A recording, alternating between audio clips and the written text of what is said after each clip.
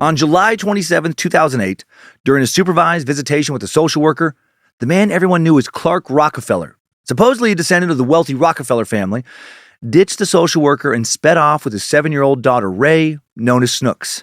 He'd kidnapped her.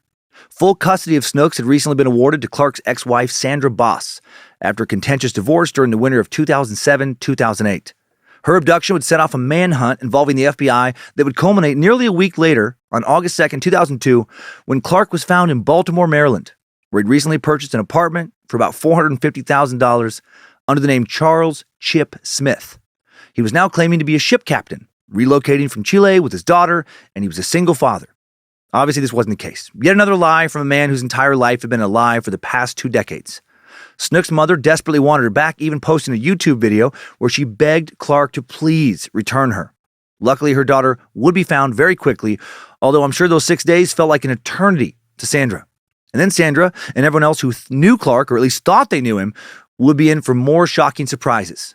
During the short course of their investigation, the FBI had just enough time to come across something very unusual for what at first seemed to be a normal parental kidnapping case. Clark had no social security number, no driver's license. He didn't seem to have any kind of identification of any kind that proved he was who he said he was. So who the hell was this man? Everyone in Clark's social circle had previously thought that this was a relatively easy question to answer. He was, of course, Clark Rockefeller, the Clark Rockefeller, an eccentric and respected member of a wealthy family, an American blue blood family of sorts who had descended from John D. Rockefeller, the famed industrialist. Sure, people knew that Clark was odd. He regularly thought people were following him and had a collection of millions of dollars worth of art that he seemed to treat like trash, but of course he acted strangely. Old money, you know? Generations of wealth seems to increase one's odds of becoming a little peculiar. You have a little more time to become a little more peculiar than the average person when you're born into a lot of money. But Clark Rockefeller was not born into a lot of money or old money. He wasn't born into any money.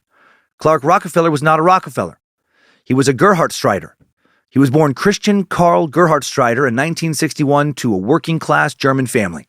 Christian found his way to the U.S. in the late 1970s, quickly started taking the qualities of the upper-class elites he so desperately wanted to become someday. Putting on a posh transatlantic accent, he quickly made his way to San Marino, California, a wealthy suburb of L.A. where he now claimed to be Christopher Chichester, royalty from England with German noble ties. For fans of the Netflix series Inventing Anna that trended so hard this past winter and spring, this dude was the OG Anna Delvey, OG Anna Sorokin. Watching interviews of these two, their psychological profiles seemed remarkably similar. It's like they just don't understand on any level why anyone has made a big deal of them tricking literally everyone around them into thinking that they're somebody they're not. They act like it's not a big deal to use a fake identity to manipulate, and in some cases essentially steal from those around them. They don't see what they're doing as stealing. They don't see what they've done as all that bad. They just refuse to accept seemingly literally everyone else's assessment of them as who they actually are, because they're con artists to the bone. Despite being currently the lesser known of the two bullshit artists, Clark was a way more successful phony than Anna ever was. He pulled his long cons off better and more convincingly, more successfully. Anna Sorokin, if you didn't watch the Netflix show, is a Russian-born and raised con artist who claimed to be German, and she did move there when she was 16, who in 2017 was arrested for defrauding or intentionally deceiving major financial institutions, banks, hotels, and acquaintances in the U.S. for a total of $275,000. She tried to get tens of millions. She made people, smart, well-connected, wealthy, educated people who wouldn't be so successful if they were overall terrible judges of character, truly believe she was the wealthy daughter of a German industrial titan and was set to inherit tens of millions of dollars, if not hundreds of millions, of vast fortune. Nope. In reality, she was the pathologically lying and manipulative daughter of a truck driver and a convenience store owner. She wasn't set to inherit jack shit. Anna used her fake backstory and charm to con her way into New York City's most elite socialite circles. She made multiple millionaires think she was one of them. She almost got away with getting a loan for over $20 million based on nothing but a web of lies. And Anna pulled off her bullshit for about 6 years. Clark Rockefeller pulled off his for about 20. And when he was finally caught and his house of cards came tumbling down, his unraveling story was revealed to be, I think, a lot juicier and seedier than Anna's. The son and daughter-in-law of a San Marino woman whose guest house Christian was staying in, going by Christopher Chichester at the time, mysteriously disappeared in 1985. And Christian followed and went missing as well, turning up with the missing man's truck a short time later. A missing man who would turn out to have been murdered. For the next 17 years, Christian would first live as Christopher Crowe, then as Clark Rockefeller, then very briefly as Chip Smith. The Rockefeller alias was by far his most successful fake endeavor. As Clark, he'd meet and marry a Harvard Business School graduate named Sandra Boss who made a lot of money. Real money fake Clark was all too happy to spend to make people think he was someone he was not. The couple would have a daughter whom Clark did seem to actually adore. The role of loving father may have been the most authentic one he ever played. When Clark's marriage fell apart and his daughter was taken to England by her mother, Christian, a.k.a. Christopher, a.k.a. Clark, who'd signed away almost all of his parental rights for an $800,000 payoff, suddenly found himself in a real tough spot. He couldn't just walk away from another life and start a new one again. Well, he technically could, but he really didn't want to. Not unless his daughter was a part of that new life. He actually truly cared about someone other than himself, maybe for the first time. And this weakness brought him down when he decided to kidnap her.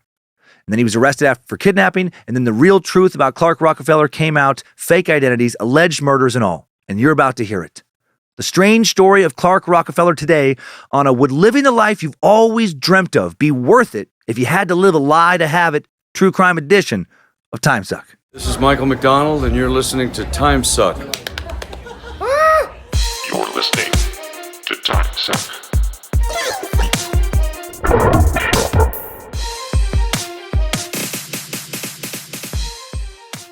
Happy Monday, meat sacks. Welcome to the Cult of the Curious. Get in here. Welcome back, if you've been here before. I'm Dan Cummins, Suck Nasty, the Suck Master, guy who hasn't looked at socks the same way since last week. And you were listening to Timesuck. Hail Nimrod, hail Lucifina, praise Bojangles, and glory be to Triple M. Couple quick announcements and then show. Hoping I had a blast at the Wet Hot Bad Magic Summer Camp over a week ago now. Recorded this in advance. The next one will be recorded before the camp as well, and then I'll let everybody know how much fun it was, hopefully. Still excited about upcoming tour dates. Huntsville, Alabama, Thursday, September 8th. Nashville, September 9th and 10th. Right between Miami and Fort Lauderdale. In Florida, September 23rd and 24th. Palm Beach on the 25th. Boston, October 6th, 7th, and 8th. Grand Rapids, Michigan area, October 21, 22, and 23rd. Then it's Austin, Louisville, Portland, finishing the fallout in Minneapolis at the Parkway Theater for a few prep shows, and then a special taping the weekend of December 9th and 10th. Links to tickets and more info at dancummins.tv, and we'll be announcing a bunch of 2023 theater dates here soon. Got a few new merch items in the store this week. Crikey! Got a ripper of a new tee in the Bad Magic store this week, featuring me, Steve Owen, authentic Australian accent guy. Looking pretty good if I do say so myself. Smiling because I finished a terrifying wrestle with one of my favorite crocs, Lucy. What a beauty. Ripper. Head on over to badmagicmerch.com today. Pick up a new Crikey tee. God, I mean, I don't want to brag, but I probably should win some awards for the most convincing Australian accent of all time. And I just like to say that because I know it's not actually that great. It'll make some people so irrationally angry.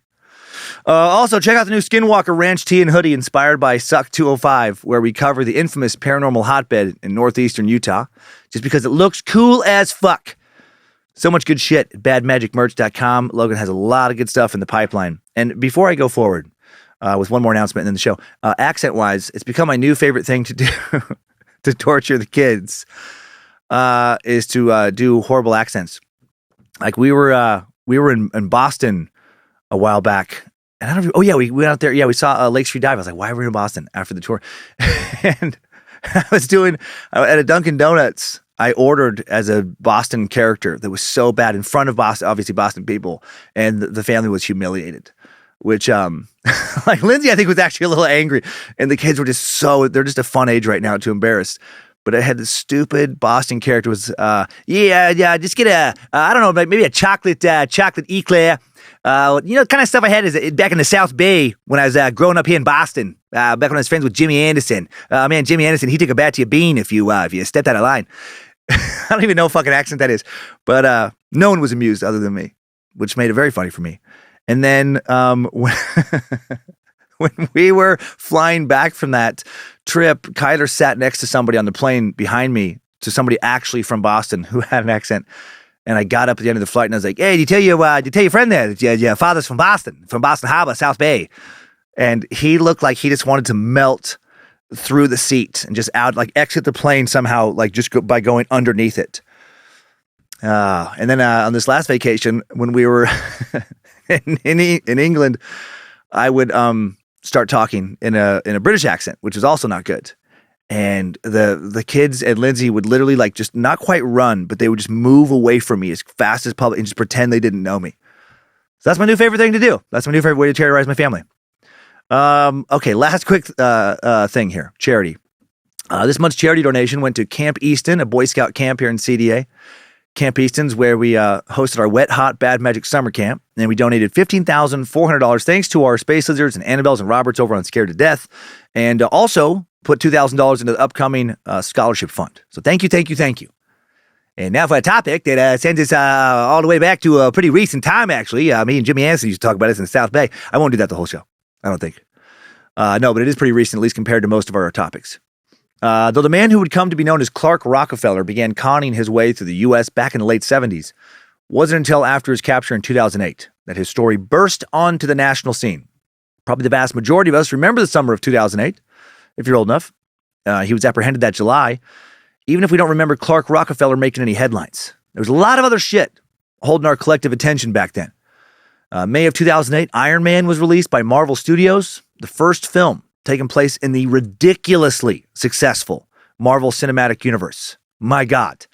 That universe has made a stupid amount of money in a very short amount of time.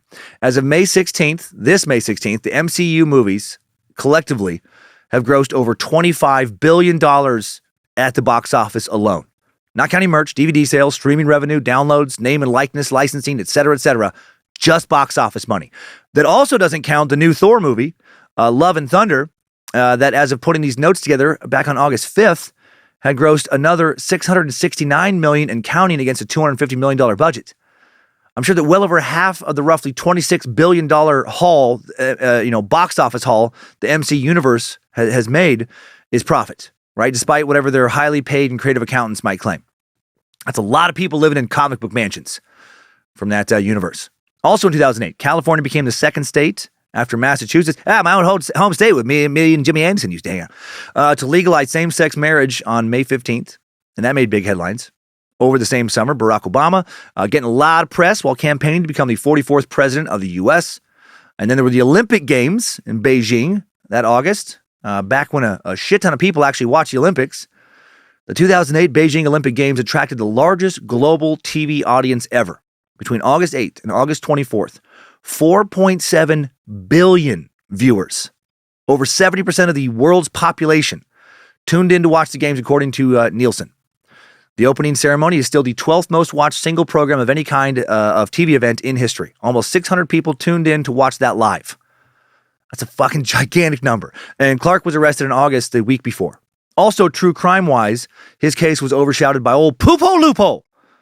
June 4th, 2008, former Suck subject Jodi Arias would stab her ex-boyfriend Travis Alexander multiple times before shooting him in the forehead, began an investigation, and later a soap opera-like trial full of all kinds of graphic sexual details that would captivate our puritanical, sexually repressed nation here in the States.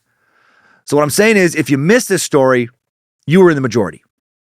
Good news for Timesuck is now this story, despite being covered by a few other podcasts, probably going to be real fresh. And what an interesting story this one is to hear for the first time.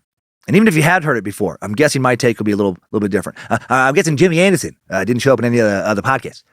So let's fucking hear it, you beautiful bastards.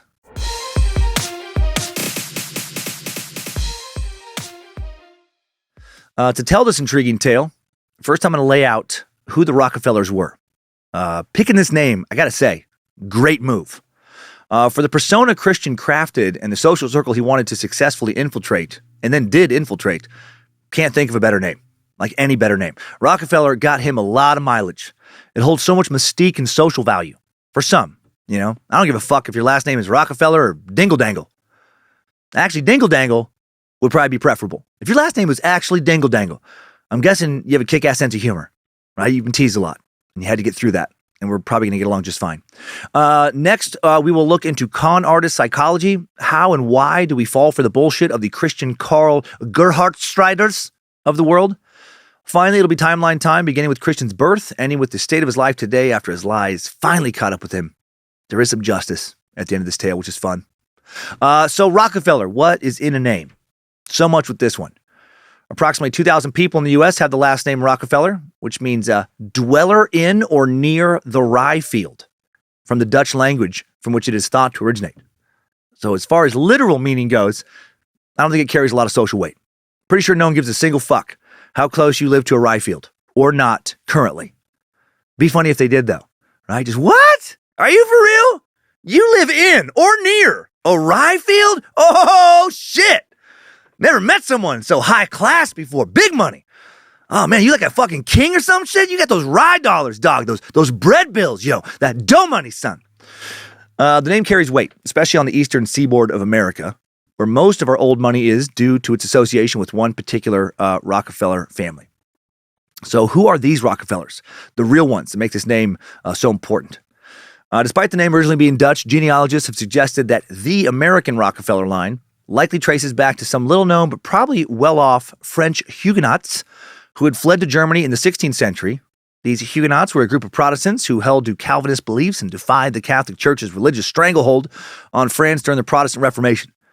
These Rockefellers likely were originally the French Rockefeller family, a family that took its name from the Chateau of Rockefeller in the mountains of Cressos in southeast France. And I'm probably butchering these French names, by the way. The only videos these words show up in online that I was able to find are videos entirely in French, which was not helpful for me.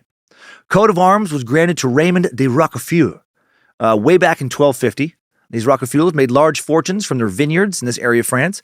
For centuries, they enjoyed being wealthy minor nobles. Old money plus European aristocracy. Illuminati confirmed. Clearly, at least according to conspiratorial maniacs. Or these Rockefellers were people who may not have fed on adrenochrome, might not have been part of some reptilian conspiracy, but instead were just, wealthy landowners, minor nobles, who probably held a distaste for riffraff. Anyway, this family enjoyed their comfortable social position until the middle of the 16th century, when they were driven from France as a result of, again, the religious upheaval at the time. They decided to worship their notion of God in a little different way than most of their neighbors and were punished for it, almost killed for it. What an age-old story. How many people in the world would love to punish or kill others for not worshiping their God their way right now? Scary. Hundreds of millions? Over a billion? Some of these Rockefellers did seek refuge in Holland. Most fled to Germany. They fled in order to not be executed in France for being heretics. The first in the German line of this family that we know of by name, or at least out of the sources we could access, it seems to be, the sources say this is the first we know, Goddard Rockefeller, born in the Rhineland, 1590. His grandson, Johann Peter Rockefeller, was the first in the family to set off for America. They dropped that N for some reason. Doing so in the early 1700s, settled in Arnwell Township, New Jersey, 1723. So we got a German immigrant, just like Christian Gerhard Strider, a.k.a. Clark Rockefeller would later be. Practically the same person. Right? Makes sense that he swiped the name. Of course not the same. The real story of the name Rockefeller being a power name in America and also elsewhere around the world won't start for about a century and a half from this first guy showing up. Starts with the success of John David Rockefeller, known as John D. Rockefeller, in the latter half of the 19th century. He was an outrageously successful industrialist, the founder of the Standard Oil Company, which for many years dominated the massive American oil industry. Standard Oil Company is the reason anti-monopoly laws were created in the U.S. We just referenced Standard Oil Company last week when Randy Kraft's dad worked for them for a while, brought the family out to California. This Rockefeller is widely considered the wealthiest American of all time.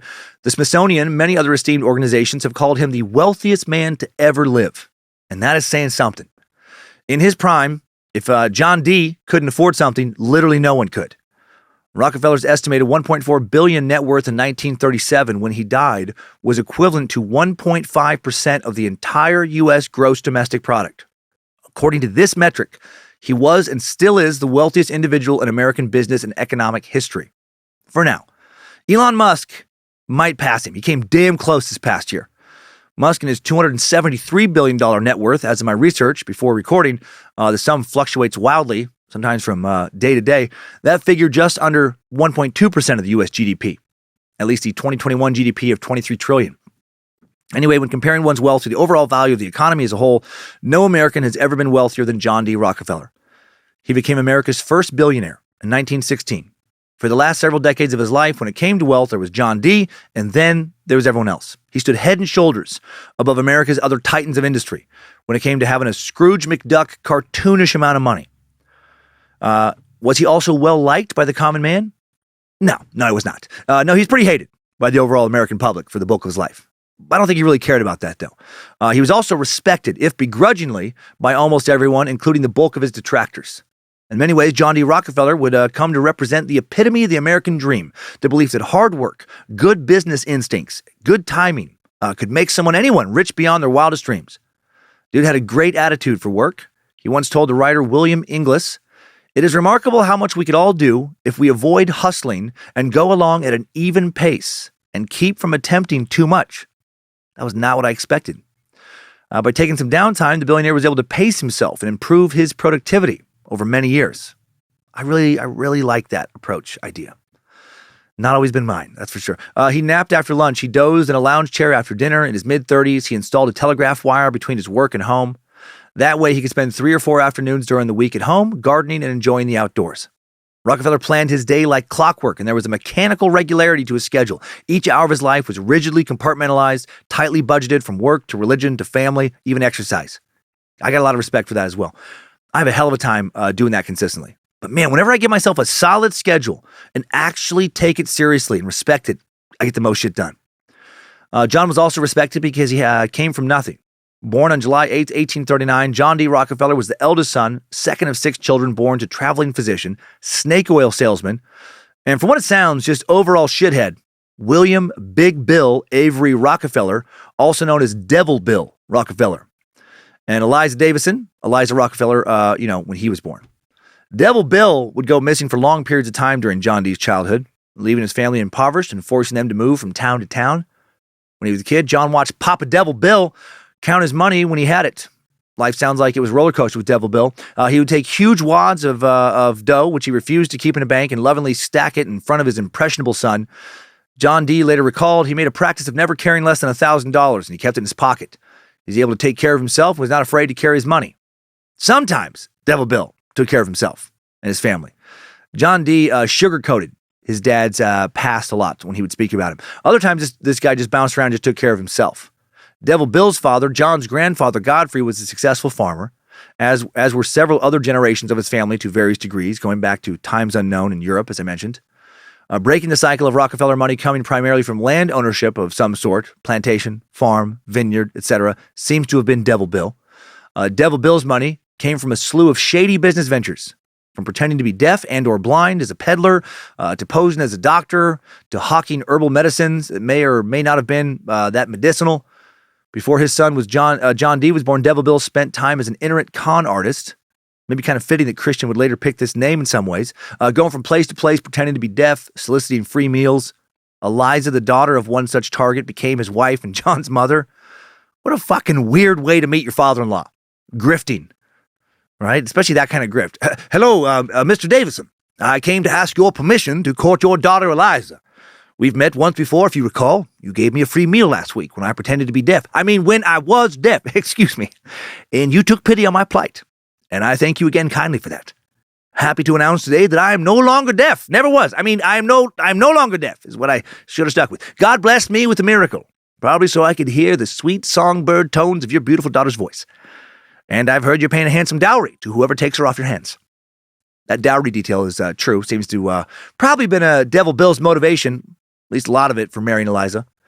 Devil Bill Rockefeller would continue peddling quote-unquote medicines, running other scams for the rest of his life. And he had a long life, lived until the age of 95, sometimes under the pseudonym of William Livingston. When he died in 1906, that was a name on his tombstone. Maybe that snake oil actually worked. Dude lived a long-ass time. John D's childhood was clearly unusual. Devil Bill also would be indicted for rape in 1849 when John was just 10. The alleged victim was a young woman who worked in the Rockefeller household, and she claimed Bill raped her at gunpoint. Following this heinous allegation, Bill, maybe he was truly a devil, moved his family to Owego, New York, close to the Pennsylvania border in 1849. Young John was already a businessman by this time. He would later write about his first business venture that took place a few years before this move. When I was 7 or 8 years old, I engaged in my first business enterprise with the assistance of my mother. I owned some turkeys, and she presented me with the curds from the milk to feed them. I took care of the birds myself and sold them all in a businesslike fashion. My receipts were all profits, so I had nothing to do with the expense account, and my receipts were kept as carefully as I knew how. In Oswego, New York, John attended Oswego Academy.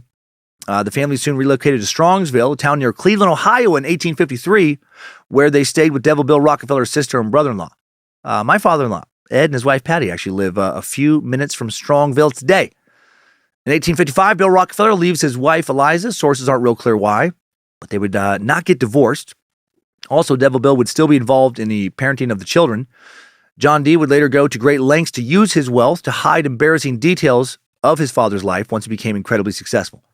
Journalists knew his dad was a con artist, but they'd never be able to track him down before he died thanks to his name change and thanks to John D.'s money. They'd never get all the dirty details they wanted, or if they did, John paid to keep those details out of print.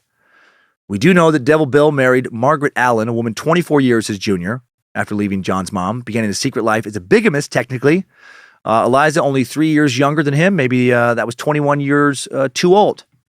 Under pressure from his father, John dropped out of Cleveland Central High School 2 months shy of commencement, then enrolled at Folsom Mercantile Center, where he studied double-entry bookkeeping, penmanship, banking, and commercial law. On September 26, 1855, at 16, John gets his first true job working for Hewitt and Tuttle, commission merchants and produce shippers. He'll celebrate Job Day the rest of his life. Dude loved to work. He reminisced later in life, all my future seemed to hinge on that day. And I often tremble when I ask myself the question, what if I had not got the job? We all have those moments, don't we? At least all of us old enough to have lived enough life to have them. Moments you look back on and realize, holy shit, I had no idea, or I have no idea, where my life would be right now had that not happened.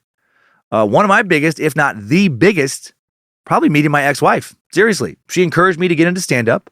Stand-up later led to podcasting, to this podcast. We had 2 kids together who changed my life. 2 awesome kids I can't imagine not having.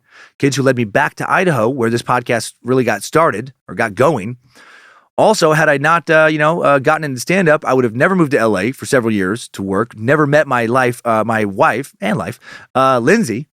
My life would be wildly different had I not asked her out on a date, the ex-wife over 20 years ago. Had she not come to some rehearsal of some little band I was fucking around in playing college keggers. So strange, these moments, right? And there are so many of them. Moments where, if your parents had decided not to move or move to a different place, or if you would have taken job A instead of job B, your life has changed sometimes so drastically forever. Nimrod, Lucifina, Bojangles, all our gods.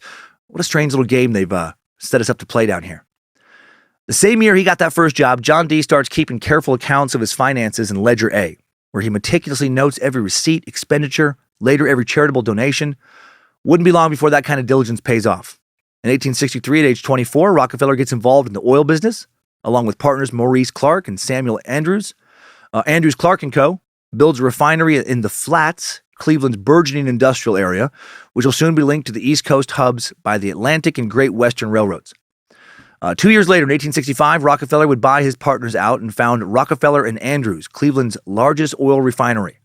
In 1868, still not yet 30, Rockefeller strikes a major deal with the railroad, guaranteeing a certain volume of shipments in exchange for rebates. The first of many, this deal was made with Jay Gould, owner of the Erie Railroad.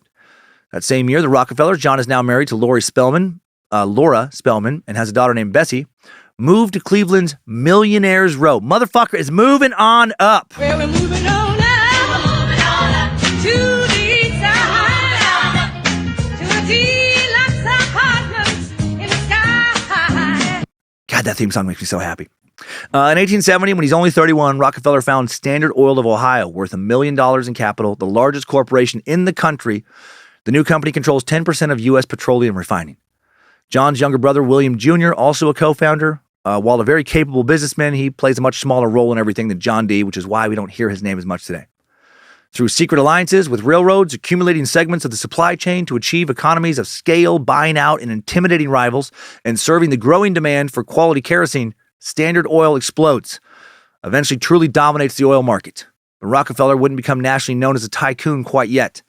In 1877, at only 38 years old, Rockefeller controlled almost 90% of the oil refined in the U.S. Still, not that many people knew about it. Probably because he's still living in Cleveland. Not even kidding. Cleveland does not get nearly as much respect as it should. I'm biased because my Polish monster of a wife and her monster Polish family are from there. But Cleveland's fucking dope. Love that city. No Burning River jokes, no Browns jokes coming.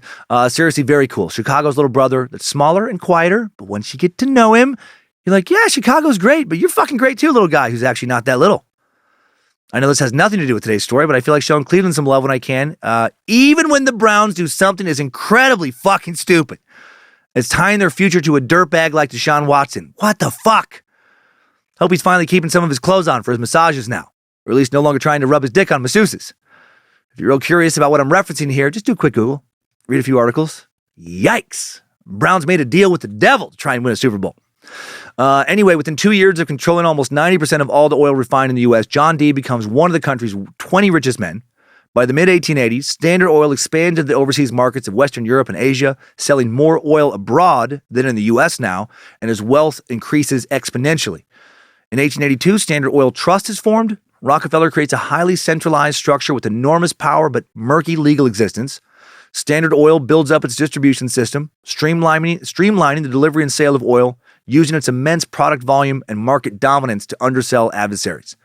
And now the Rockefellers move to New York and bring Standard Oil along with them. Well, we're moving on now. This is when John D. becomes famous as fuck.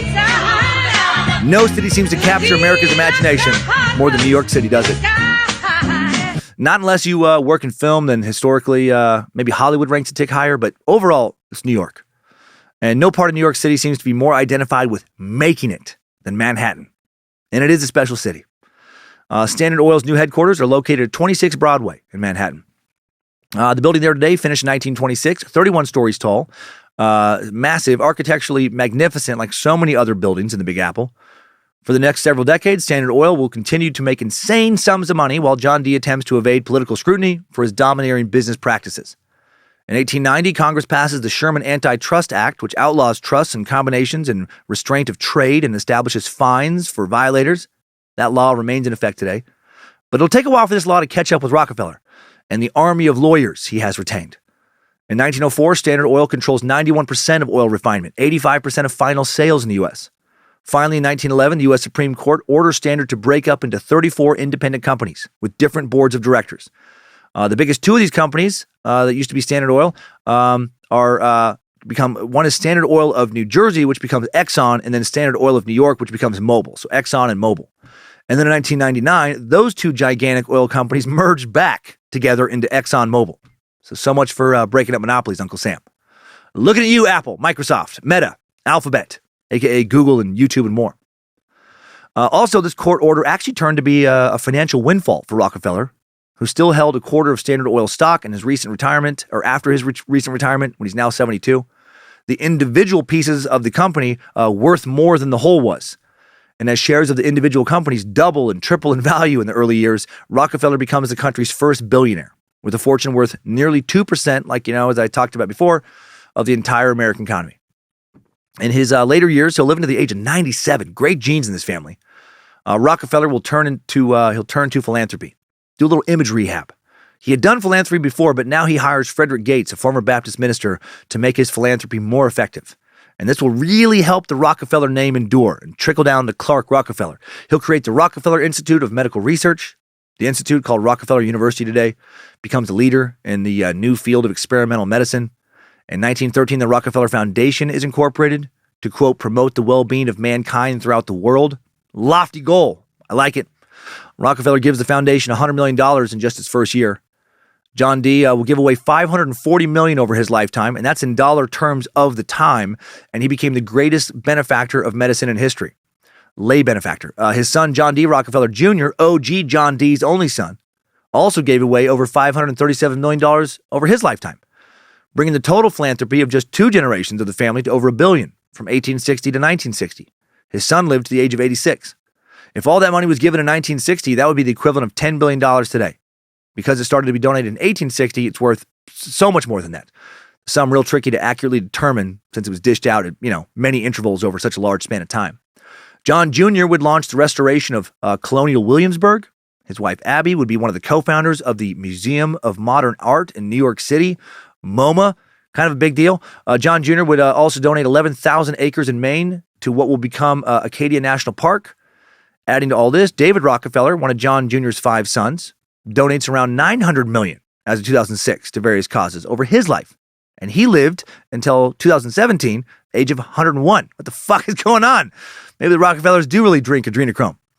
The list of Rockefeller philanthropic efforts is enormous, as is the list of places the Rockefellers paid or helped pay to build. The Embarcadero Center of San Francisco, that I believe houses Punchline Comedy Club. I played so many times over the years. If not, Punchline just right across the street. A giant commercial complex of 5 office towers, 2 hotels, shopping center. That's a Rockefeller project. Grand Teton National Park, 310,000 acres next to Yellowstone, largely created through Rockefeller philanthropic efforts. Manhattan's Lincoln Center for the Performing Arts, spearheaded by Rockefeller. University of Chicago, founded with Rockefeller money. List goes on and on. Despite being about a century removed from their prime earning years and despite giving away billions and billions of dollars, the Rockefeller family is still worth around $8 billion, one of the top 50 wealthiest American families today. And despite the recent wealth of, say, the Waltons, currently America's wealthiest family with all that Walmart money, even though Elon Musk is worth more all by himself, no family in America has ever had the multi-generational wealth and left their mark all across the nation with national parks, universities, cultural institutions, and more than the Rockefellers. The only big thing a Rockefeller hasn't done in America is become president. Nelson Rockefeller, grandson of John D., was governor of New York and Gerald Ford's vice president, but never a Rockefeller president. 81 Rockefeller residences, now in the National Register of Historic Places, and all this started with John D. After he died, he was buried at the Lakeview Cemetery in Cleveland. Tying all this to our con man Clark, John D. was, in addition to wealth building and philanthropy, pretty good at making kids. He had 5. Some of his kids were good at making kids. John Jr. had 6. His daughter Edith had 5. Many of his grandkids, very good at having kids as well. As of 2006, the total number of his blood relatives, direct descendants, thought to be around 45 million people. Some of his grandkids, males obviously, had several hundred kids each. There was a Rockefeller sperm bank in Manhattan in the 70s where it cost $100,000, so $100,000, to get pregnant because you were guaranteed Rockefeller sperm. A few lesser-known Rockefellers spent years beating off in that clinic 5-10 times a week. You've heard the phrase, if you can't beat them, join them. Well, this place's slogan was, you can join them if you let them beat it. The name of the clinic was the Rockefeller Wealth Juice Distillery. Leonardo DiCaprio, Ethan Hawke, Chris Pratt, Uma Thurman, Jennifer Connelly, Tom Brady, Tiger Woods, Kobe Bryant, magician David Blaine, hockey people, soccer guys, all Rockefeller wealth juice babies. And of course, that's insane. No. That part's no. As of 2006, the total number of John D's blood relative direct descendants thought to be around 150, not in the millions. This includes the descendants of William Avery Rockefeller Jr., John D's brother, and there are hundreds of others that are still tied to the family and the Rockefeller fortune. And thanks to so many trusts and inheritances, most of them are rich, if not outright wealthy. And finally, unless you're the fucking president of the Rockefeller Family Fan Club, that's a lot of Rockefellers to keep track of, which is what made it possible for Clark to claim relation and fool so many people. And all that history, that is why the name Rockefeller means something to many in America today, especially to those who value status in a country without actual royalty. They're about the closest thing America has to blue blood. In full, Clark would assume the name James Frederick Mills Clark Rockefeller. Oh, nice! Fuck yeah, bro. If you're going to pretend to be a Rockefeller, you can't just be Clark. No, you got to be James Frederick Mills Clark. That's not a name, that's a story. You have so many successful, important relatives, you need 4 names to fucking honor them all. How did Clark get people to believe his story? He wasn't pulling this off in 1900. He was pulling this off in the early 2000s. Anyone, could have easily gotten online and just checked into who this so-called Rockefeller really was. In 2005, Wikipedia became the most popular reference website on the internet. 3 years before he was brought down, right? There was a lot of info on the web by that point. It would have been very easy to see, for example, that the woman Clark claimed as his mom, the child star Ann Carter, known for her starring role opposite Humphrey Bogart in the Two Mrs. Carrolls, a 1947 film noir, whom he claimed was dead, was actually alive and well at the time. She wouldn't die until 2014, years after Clark's true identity was found out. And Ann's Wikipedia page referenced her as having 3 kids, none of whom are named Clark. Gail, David, and Carol. Also, never married to a Rockefeller. Married to a Crosby Newton. But no one, not until shortly before he was arrested, bothered looking this dude up. He was that good. They just bought it. And I get it. I have also known people who just casually have told me this or that, and I just assumed they were telling me the truth. I could reference several who have sold a fake life, not just to me, but to a bunch of people. I actually dated someone, I will not name, not long before Lindsay, for somewhere around 9 months maybe. We were pretty serious. And then sadly, some 6 months or so after we broke up, I heard from a mutual friend that she had cancer, and it was bad. She went through all kinds of treatments, even flew to Germany for experimental treatments not offered here in the U.S. And in the end, wasn't enough. Tragic. She left behind 2 young daughters. She had a GoFundMe, and I helped out a bit. Couldn't help as much then. But the posts on the GoFundMe page kept me updated on, who was around her, helping her, how things were going. And some of what I read, some of the pics I saw really threw me for a loop. Because she told me she had been married. I knew who she was married to. And I believed her when she said that she and this guy had been separated for years prior to us meeting, like 3 or 4. She admitted to still being technically married, but they lived separate places, had separate lives. She had dated a few guys seriously before me, and after him, I met one of them who she was still friends with, so the story seemed to check out.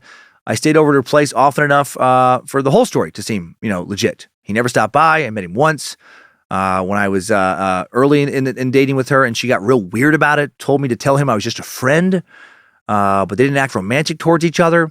I did get pissed, accused her of dating me behind this guy's back. She got furious, strongly denied that, said it was really complicated. He was trying to ruin her life. I took her side, told me that he was literally insane, dissociative personality disorder. He was emotionally abusive and a closeted homosexual who used her as a beard. Once they had a kid together, to sexually abandon her. When she didn't want to play pretend married anymore, she became enemy number 1, and he wanted to punish her. She said he threatened to totally ruin her if they actually got divorced.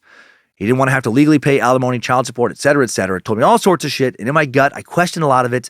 I brought up questions to her. She would get so mad, cry. The tears seemed genuine. I believed her. I believed he was the manipulative one. But then finally, not long before we broke up, I met her sister and brother-in-law, and they told me we shouldn't be dating, that she was still married to this guy, and they were working things out, so my head's spinning. I, of course, bring this up to the woman I'm dating. She talks about how controlling her sister is and jealous, and she's very, very Christian and wants her to stay in a loveless, sexless lie of a marriage because she's in one and blah, blah, blah. And this girl I dated was so convincing. Despite having some doubts, in the end, I just bought it. I did look online, tried to learn more, but I couldn't catch her in any lies. So again, just bought it. And then we broke up, not over that, but over jealousy, her jealousy. But then after we broke up, looking at these GoFundMe pics, I see that she's back with this guy. And she's giving quotes about how supportive her husband is. And it was such a mindfuck. Now I'm thinking, did they get back together, or were they ever truly apart? I was out of town a fair amount, touring. I wanted to ask questions, but she was literally dying. So that's cold and selfish for me to do. And I'm with Lindsay at this point, so what does it really matter? Lindsay didn't like her. Her gut has been better than mine on several people. But I wonder, and I still wonder, was he a good guy, and was she the manipulative one?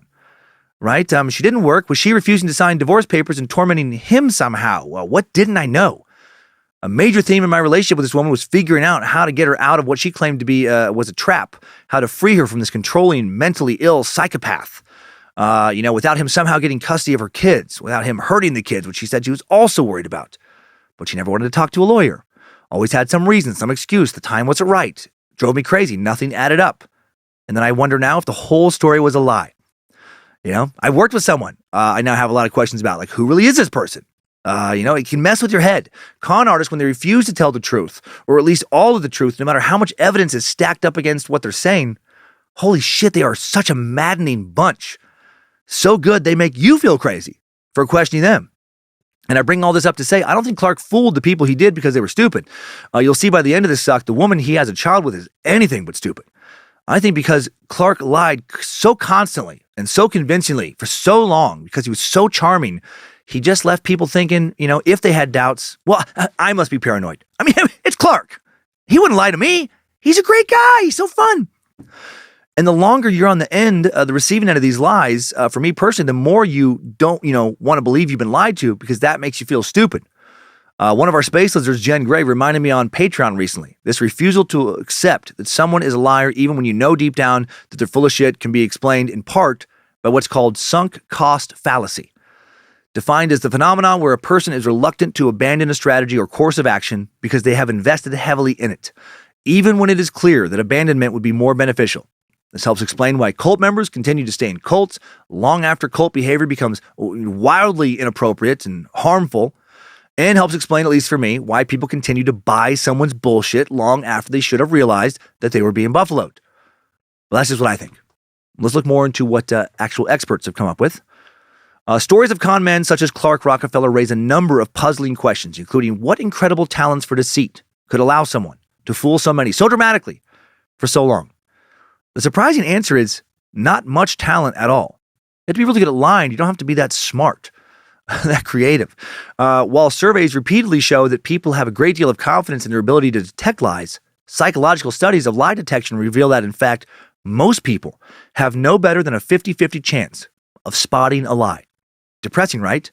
But it does make me feel less stupid for being tricked by numerous people, numerous times in my life. Also, to help any of us who have experienced some degree of this feeling, less than stupid, numerous studies of so-called lie detection experts, such as judges and police officers, demonstrate that they are no better at spotting lies than the rest of the population. It wasn't that Rockefeller was especially cunning. It was that the people he was fooling, like almost all people, are easily fooled. Good news, bad news, right? Good news is you're not down for being tricked. Bad news, going to be pretty easy to trick you again. Let's look further into how people in general end up getting conned. It might have something to do with two opposing facts. One, none of us can believe that it can happen to us because we think ourselves as smarter or better. Two, it happens to people literally all the time. In fact, the Federal Trade Commission reported that people lost almost $1.5 billion to fraud in 2018, an increase of 38% from 2017. Despite there being more articles than ever before online about cons and con artists, despite them being talked about in more articles on podcasts, docuseries, serialized dramas, movies, etc., these motherfuckers keep fooling us. Con artists often prey on people's trust and their propensity for believing that what they wish to be true is true, especially with get-rich-quick schemes and a desire for romance, right? Sex and money. So much of life traces back to sex and money, the promise of getting rich quick, or the promise of some idealized romantic companionship, some sexy ass, fulfill your every fucking desire. Hail Lucifina. Hot damn, does that give a lot of us, or get a lot of us into trouble over and over. We just want it to be true so bad, right? And a good con artist is hyper aware of that. They also prey on health concerns. Snake oil, baby, right? Why do we want to be well? So we can enjoy life of sex and money. Clark Rockefeller would present himself to his wife Sandra as the ideal partner, romantic companionship, right? Falls into the sex category. And he would tell many of those around him that he was going to help people out financially. Buy their artwork, donate a planetarium to their school, so money. Many of the people he met wanted to believe it was that easy. They run into a Rockefeller and their life gets better. In other words, they had trust. Trust is the baseline, according to Susan Fiske, social psychologist at Princeton. Trustworthiness is the very first thing that we decide about a person. And once we've decided, we do all kinds of elaborate gymnastics to believe in people. We want to trust people around us. We want to believe we make good social choices because we are smart. We are good at reading people. And we want to be surrounded by people who care about us and value us. It makes life easier and better, gives us security and comfort. There's a lot of incentive to surround yourself with people you trust. And as members of a herd species, and obviously there are hermity outliers to this, but overall, we're hardwired to want to be surrounded by others.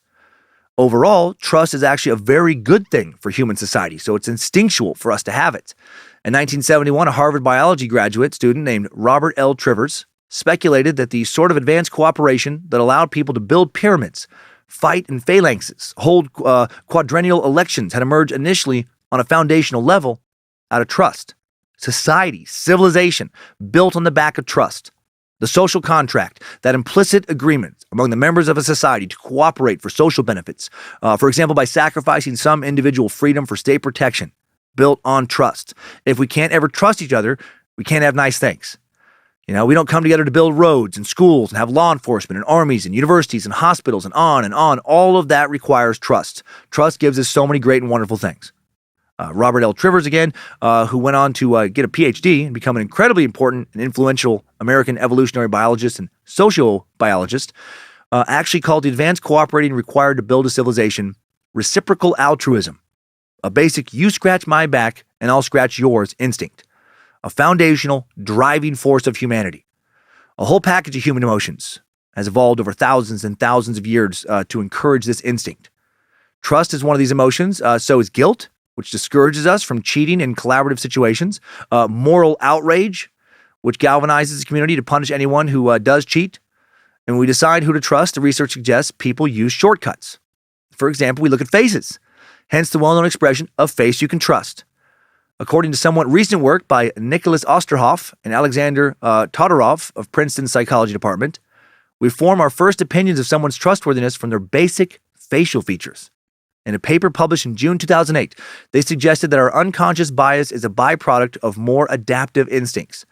The features that make a face strike us as trustworthy, if exaggerated, make a face look happy, which with arching inner eyebrows, upturned mouths, and an exaggerated untrustworthy face looks angry, furrowed brow, and frown. In this argument, people with trustworthy faces simply have, by luck of the genetic draw, faces that look a little more cheerful to us.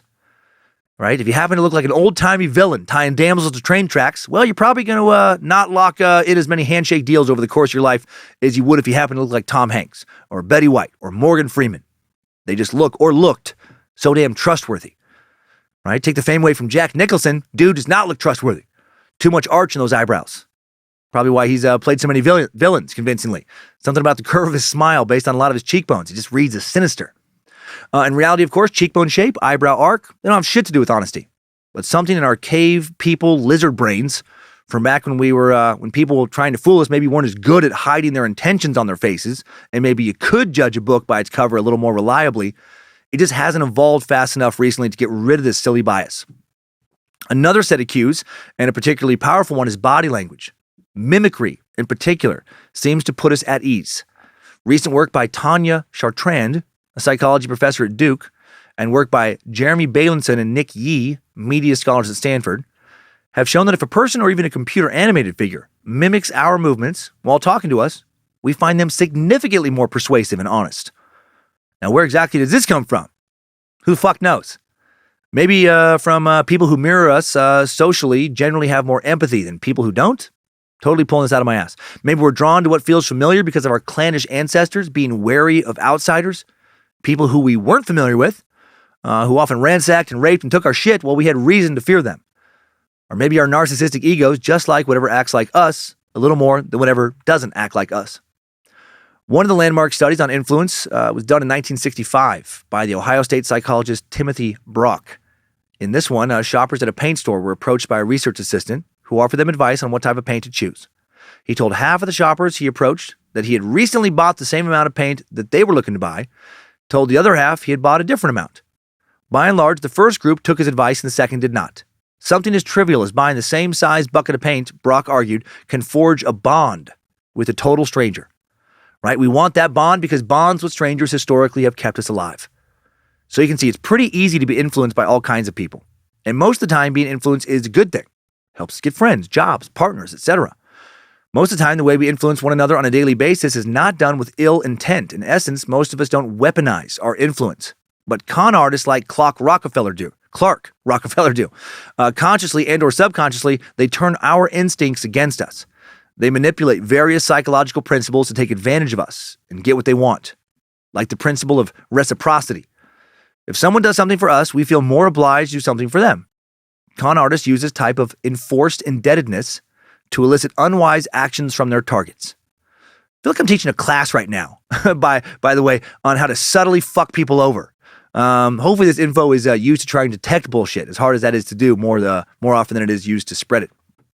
Regarding enforced indebtedness, as an example, someone offering you an exclusive opportunity to invest your money can be seen as doing you a favor. Maybe Clark offers to donate something lavish or get you into an exclusive social club. This makes people want to return the favor, even if the first favor is still only in the offer stage.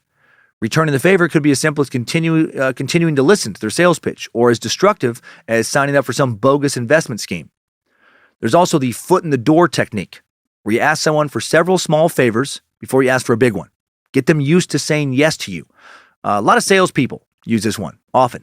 Then there's the opposite, the door in the face technique, where you ask for something fucking crazy first, and maybe you ask me, I say no, but then you ask for something big but not quite as crazy later, and I'm more likely to say yes because I feel guilty for saying no the first time. The next psychological technique has to do with how we fall in line for what people around us are doing. Research shows that if a person believes other people are doing something, then they feel it must be okay for them to do it as well. I may fall in line with this research here from time to time when it comes to drugs. So-and-so did it, and they didn't lose their mind or die, so I will definitely be okay. Maybe not the best way to make a decision. I know, but there's some logic behind it, and research shows I'm not a total maniac for employing that sort of logic. This is sometimes known as the lemming effect, an innate psychological phenomenon, a survival trait, an inborn instinct in the majority of people. It refers to lemmings, small rodents that were thought to follow each other as they charge off to their deaths off the edge of a cliff. That is actually an unsubstantiated myth about lemmings, but they become a metaphor for people who go along unquestioningly with a group of potentially dangerous consequences. In Clark's case, you don't want to be the only person doubting who someone says they are, the only person insisting that something isn't right about the whole Clark Rockefeller story. What if he becomes friends with everyone else at your social club, and now you're the social leper, right? The outsider who doubted this poor guy. Everyone else buys the bullshit, so it must be a good thing to do, right? How many fucking politicians does this apply to? How many people seem to buy their bullshit simply, at least it appears to me, because others around them also buy their bullshit, so it must be the right thing to do? I feel like humanity is fucking full of lemmings. I'm sure I'm one myself in, many ways that I probably would hate to admit. Maybe I'm the anti-establishment lemming. People I respect hate most politicians, so I follow them right off the fuck 'em all cliff. I don't know. The principle of scarcity, another term that helps us understand how people fell for Clark Rockefeller. People are generally worried about missing out on an opportunity or the next big thing. If confronted with a situation where it seems like an offer won't be around very long, like if someone tells you that the deal is for a limited time only, they're much more likely to act. Maybe I've lost some money making those kind of investments. One last thing, the principle of similarity suggests that we tend to like people who seem to be the same as us. And in turn, we are much more likely to agree to a request from someone we like. Similarity can be as broad as an interest in financial investments or as fleeting as sharing some personal characteristics. This principle would play a huge role in Clark Rockefeller's story. The people Clark was associating with were, for the most part, very wealthy and successful people in finance, the art world, high-end social circles. And Clark Rockefeller would manipulate his association with them using the mere exposure effect to his advantage. Another interesting principle, he knew that if he just showed up to the same places over and over again, he would subconsciously become more familiar to them. If he could talk their talk, he seems like one of them, it's much easier to infiltrate their circles. Right? Clark must be a good dude. I see him here all the time. He likes the same art I like, goes to the same restaurants. Smart. Shady, but smart. Clark, certainly no dummy. Many of the people Clark duped wanted to believe that they made it into the social group they belonged to because they were smart, wealthy, and successful. They told themselves on some level that this group was pretty insular.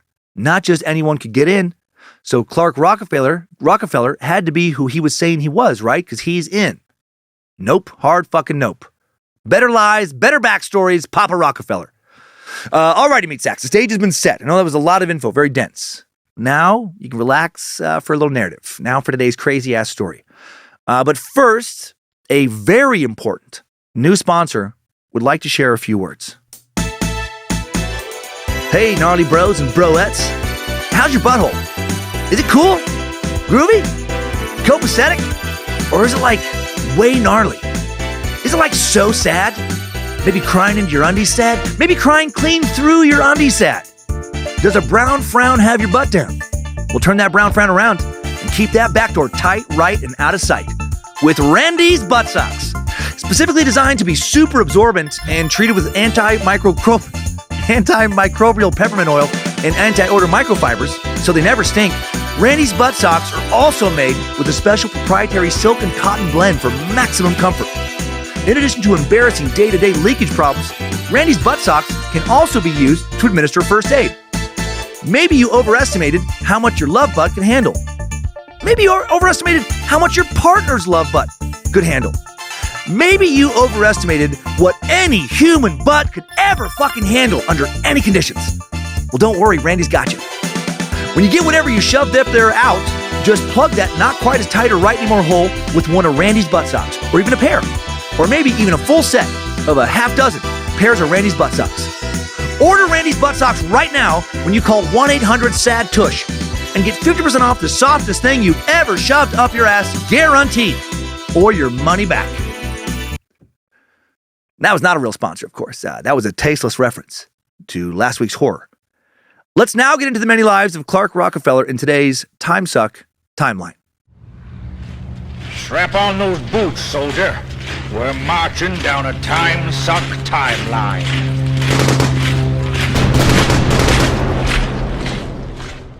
February 21st, 1961. Christian Karl Gerhardstreiter is born in Siegsdorf, Bavaria, Germany. Little 2,000-person town about 60 miles southwest of Munich and just a few miles from the Austrian border. to Simon and Irmgard Gerhardtstreiter. His father was a house painter and an amateur artist. Mom is a seamstress. Neither are, of course, Rockefellers. Siegsdorf seems like a quaint little ski town full of Bavarian hospitality, natural beauty, breweries, some cool old buildings, and not a lot else. Seems like a quiet place to live a quiet life. What was Christian's childhood like there? Well, since he refuses to speak about it, and even if he did, could we really trust the words that come out of his mouth? We don't know much. He seems to have never returned to his hometown after leaving it as a teen, not even once. Whatever life he had there, he clearly didn't seem to want it anymore. Didn't seem to stay in contact with literally any family members, not even his brother, Alexander Gerhardtstreiter, the only sibling he seems to have had. Not surprisingly, the one friend of the family who would speak about him once he was arrested for kidnapping and murder over 20 years after leaving said he always had a rich fantasy life growing up and that he loved to assume imagined identities. This friend said he was like Batman, always going into different roles. Like his dad, he was an artist and he had these crazy ideas. Maybe this dude was destined to con. In 1978, when he's 17, Christian meets an affluent American couple in Germany, Elmer and Jean Kellen. He just happened to be traveling on the same train as them. They told him that if he was ever in the U.S., that he should look him up. They didn't really expect him to ever do that. Just something people say to people they meet abroad, the Kellens later admitted. And they were just a wee bit surprised when 17-year-old Christian arrived unannounced on the family's doorstep in Meriden, Connecticut in 1978. They were shocked when he turned their offer to stop by, if he was ever in the area, into an invitation to stay with them for a while.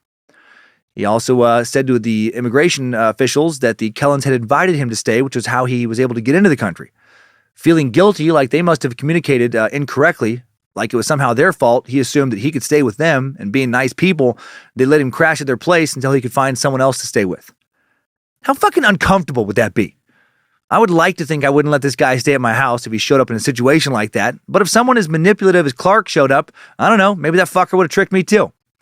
Gotta hate weasels like this guy. What a shitty thing to do to someone. Elmer! Jean! Oh, so great to see you! Thank you again for the invite. You guys are so incredibly generous to let me crash at your place for a bit. I just, I'd never, I'm sorry, I would never be able to realize my lifelong dream of having a chance at living in America if not for you two angels. You know, they're just like, yeah. Of course. Wow. Sorry, we don't have the guest room ready. I just never thought you would show up, unannounced and stuff. But you know what? You're here. And that's what matters. Hey, Jean, can I speak to you alone in the kitchen for a second? What the fuck is that weird German boy doing in our house? Christian had told his parents that a New York radio station hired him as a DJ. Bullshit. Then his folks lost track of him. Seemed like he just walked away, kind of abandoned his family, left his old life behind. After living with the Kellens for a short time, he posted an ad for lodging in a local newspaper, eventually landed lodging with the Savio family in nearby Berlin, Connecticut, suburb of Hartford. Berlin, how appropriate. Told the Savios he was an exchange student, that he was going to finish high school in the States. Also mentioned that his family in Germany was incredibly wealthy. His dad, he claimed, was an industrialist. He name-dropped Mercedes, implying his dad worked for them on a high level. In the Savio home and in Berlin High School, Christopher Gerhardtstreiter, as he was calling himself by then, he kind of just changed the spelling a little bit, began his process of reinvention. He practiced his English, cultivated an appearance of nobility, tight European clothing, long, well-kept hair, white sunglasses. He was particularly fascinated with Gilligan's Island, specifically the character Thurston Howell III, character played by Jim Backus. Thurston Howell III was an ascot-wearing millionaire member of the Northeastern elite who spoke in a transatlantic accent, frequently quibbled with his wife Lovey, also thought menial labor on the island was beneath him, and was constantly looking for ways to monetize natural resources. Christian even mimicked Thurston's speech patterns, and maybe more. Do you remember that show, Gilligan's Island? It was fantastic. Still is. Remember Thurston? Here's Thurston and Lovey talking about their will, just to give you an idea of the kind of dude Christian wanted to be, that he basically would become. It's a weird choice. I, Thurston Howell III, being of sound mind and body... Not so fast, darling. Yes, of course. I, Thurston Howell III, being sound mind and body, do hereby bequeath and devise all my holdings in the Transcontinental Railroad to one Gilligan. Oh, I don't think you should leave the railroad to Gilligan. Oh, no, but boys love trains, my dear. No, the railroad definitely goes to Gilligan. But he can't possibly afford it. You said yourself that it loses $1 million a year. Yes, you're so right. You're absolutely right. I tell you what, leave the diamond mine to Gilligan.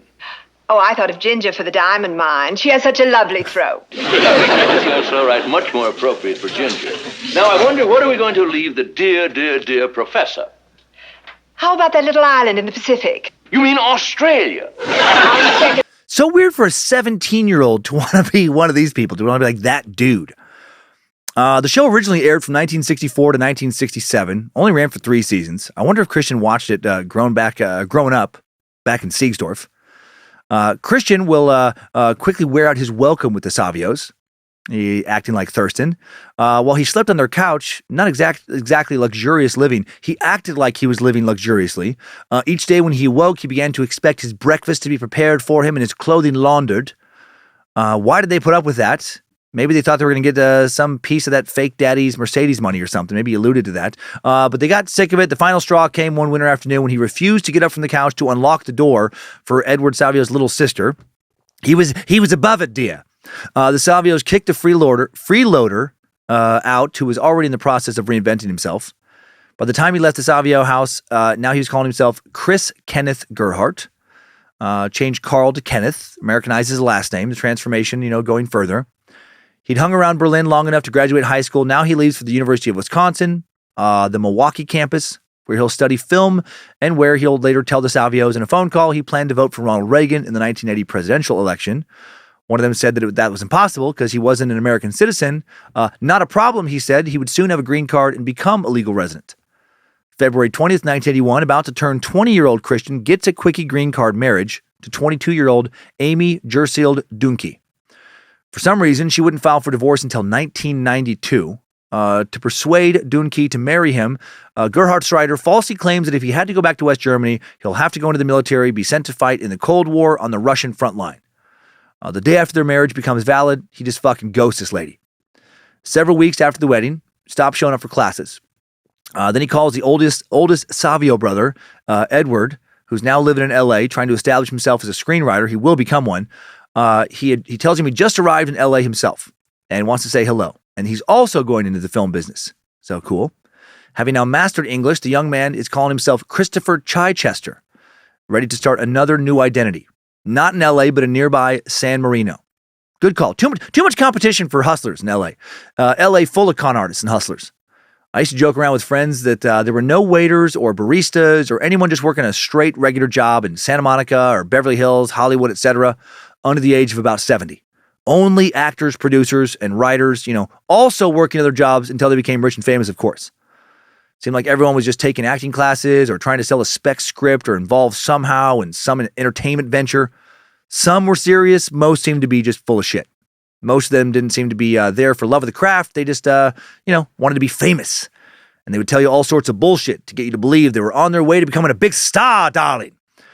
They'd prey on people, making them think they could make them a big star. So why did Christian, now Christopher, pick San Marino? He probably chose it because of affluence. San Marino, which lies southeast of Pasadena, created in 1903 by the American railroad magnate Henry E. Huntington when he purchased the San Marino Ranch and founded the community. From its inception, it attracted the wealthiest families from nearby Pasadena's well-heeled upper class. George S. Patton Sr., father of the famed American general, served as the city's first elected mayor. For its first few decades, the city's population and number of residential parcels were effectively stabilized by stringent minimum lot size requirements. San Marino's limitations on new development meant that anyone who wanted in had to buy in and pay up. Also, a little racist, real blue blood shit. During the 1960s, San Marino residents expressed deep concerns about threats to the community's racial makeup. In 1966, the San Marino Board of Realtors published ads alerting local homeowners that a drastic federal forced housing law, now being considered by Congress, will destroy your basic rights unless you act now. The federal legislation in question would eventually become the Fair Housing Act. Exercising preference, the ad warned, could result in payment of unlimited damages. It was a very white, affluent community that was very concerned about letting anyone in who wasn't rich or white into their community in any kind of home-owning way. Maybe come in and, clean some dishes and mow some lawns, but then get the fuck out. Or maybe don't even come into town to mow some lawns. In the mid-1980s, gardeners still racially self-identified in San Marino classified ads. That's when you know your community is racist as fuck. When a bunch of your neighbors don't even want any non-whites pulling weeds and pruning trees. In 1984, the city council formed an ethnic harmony commission to study how best to deal with the issues relating to the sudden change in the city's ethnic makeup due to an influx of Asian immigrants. Jesus Christ, how do we deal with this new ethnicity? I'll answer that. Go introduce yourselves. Go say hello, meet the new people, find out that you probably have a lot more in common with them than you thought, and then get the fuck on with your life. I lived in a very ethnically mixed neighborhood on the edge of LA in Santa Monica, primarily Hispanic, and it was great. Ethnicity doesn't equal crime or anything negative. Poverty and a feeling of no socioeconomic opportunities. That creates problems for a community, not race. Worry about poverty. Worry about a lack of opportunity. These days, things in San Marino are a little different. Only 49.8% of households in San Marino are white, but it's still pretty affluent.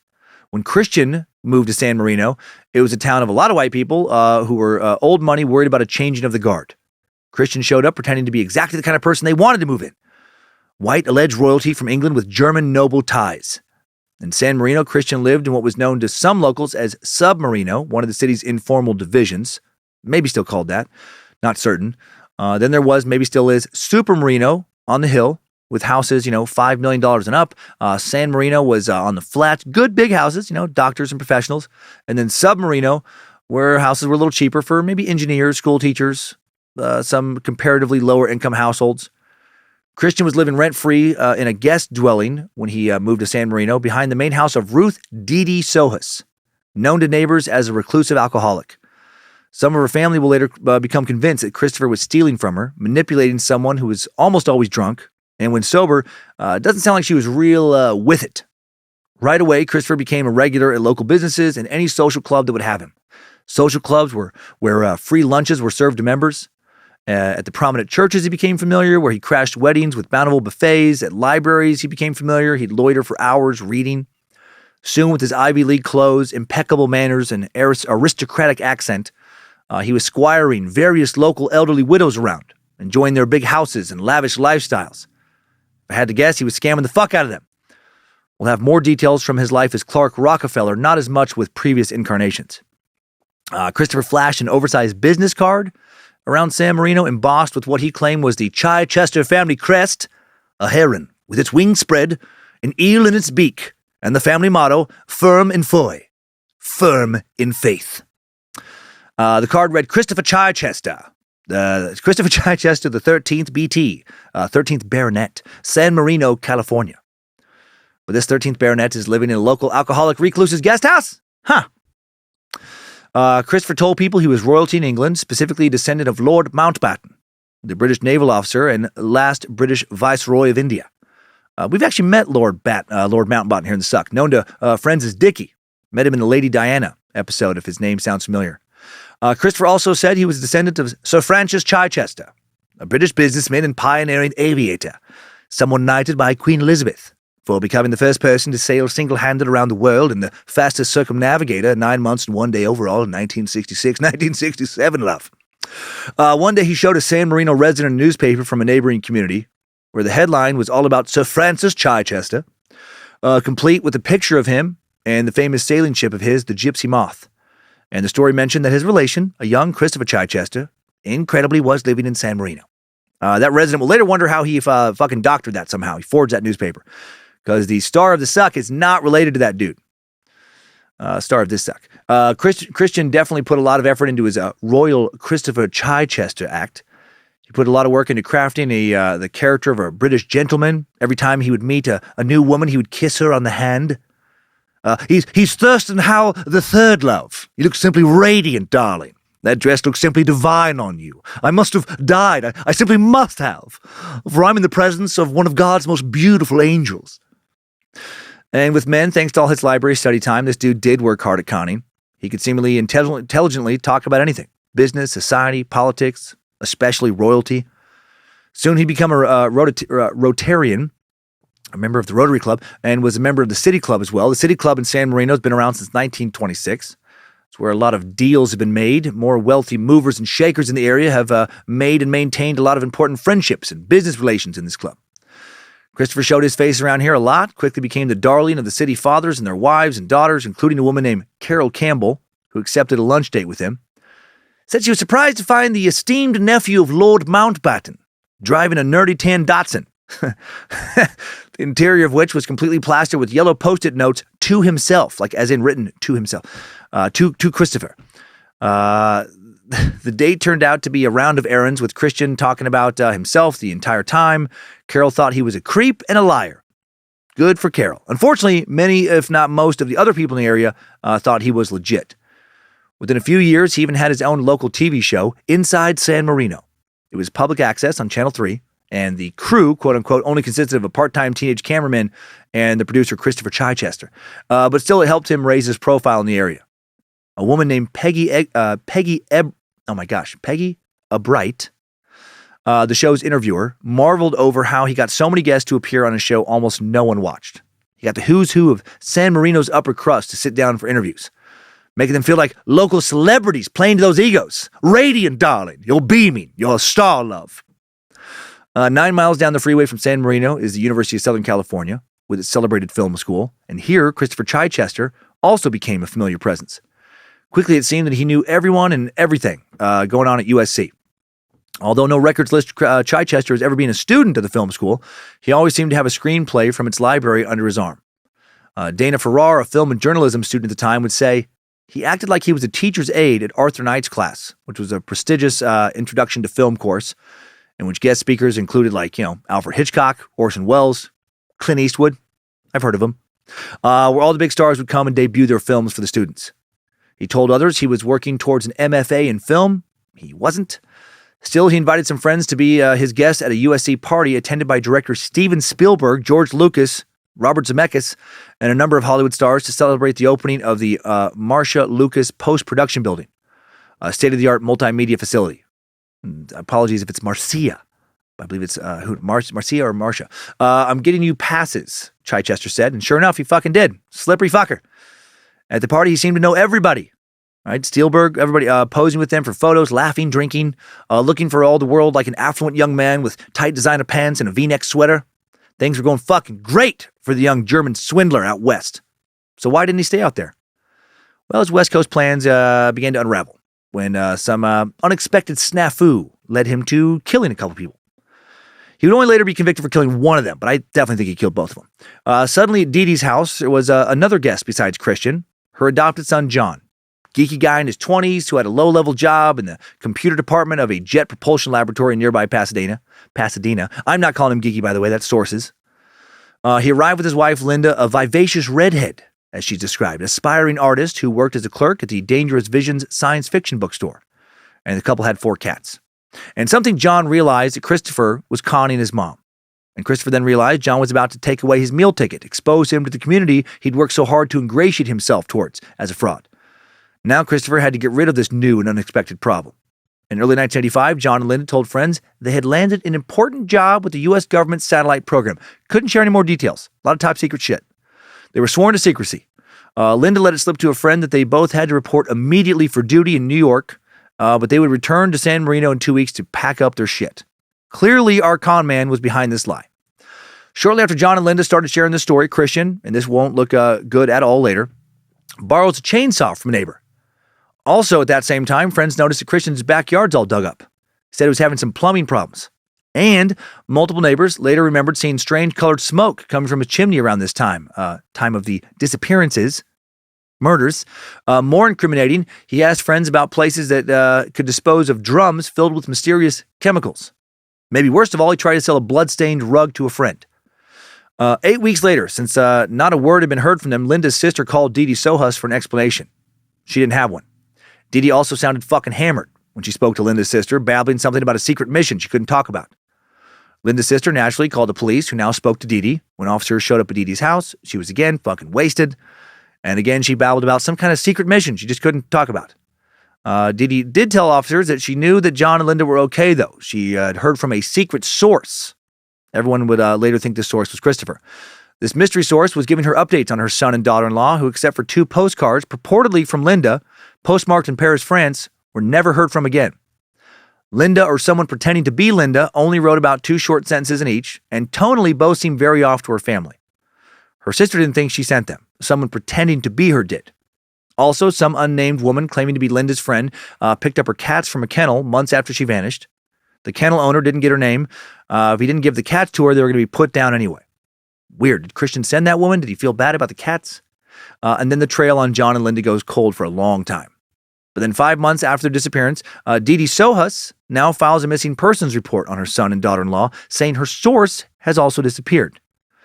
Funny enough, this disappearance coincided with Christian deciding to skip town. He said a family member had died and he had to go pack up the estate. Took all he could out of San Marino when he left, including the pickup truck that belonged to John. Trucked him, he must have been hiding from Didi. In late 1988, Gerhard Schreider will be pulled over in Greenwich, Connecticut while driving that pickup, but he then left the area before police could interview him.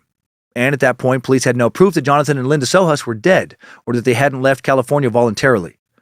Gerhard Schreider also attempts to sell this truck to a preacher's son in Connecticut who doesn't buy it because he doesn't have proof of title. To this day, no one knows what happened to Linda Sohus. Her body has never been found. John's body will be found, though, and years later, Gerhard Schreider will be convicted of his murder. Once in Connecticut, Gerhard Schreider starts now going by another identity, Christopher Crowe, a TV producer. Showbiz. And that's how they do it in San Marino. Hollywood.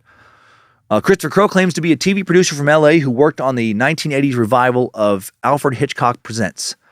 His alias matches the same name as one of the producers for the series. He can talk to producer talk, knows a lot about film, so no one in Connecticut seems to question the great pretender's new backstory.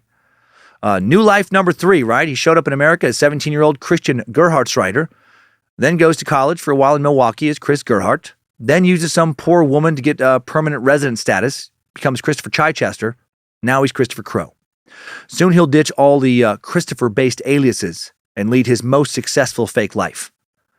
In Connecticut, Christopher gravitates once more to private clubs and older single women. Lonely old women with money, a charming young con man's dream. Backing up a bit before getting pulled over in that stolen truck at the Indian Harbor Yacht Club in Greenwich, the 26-year-old befriends someone who works at S.N. Phelps & Company, a leading brokerage firm, also in Greenwich. I think it's Greenwich, not Greenwich. Maybe it's Greenwich.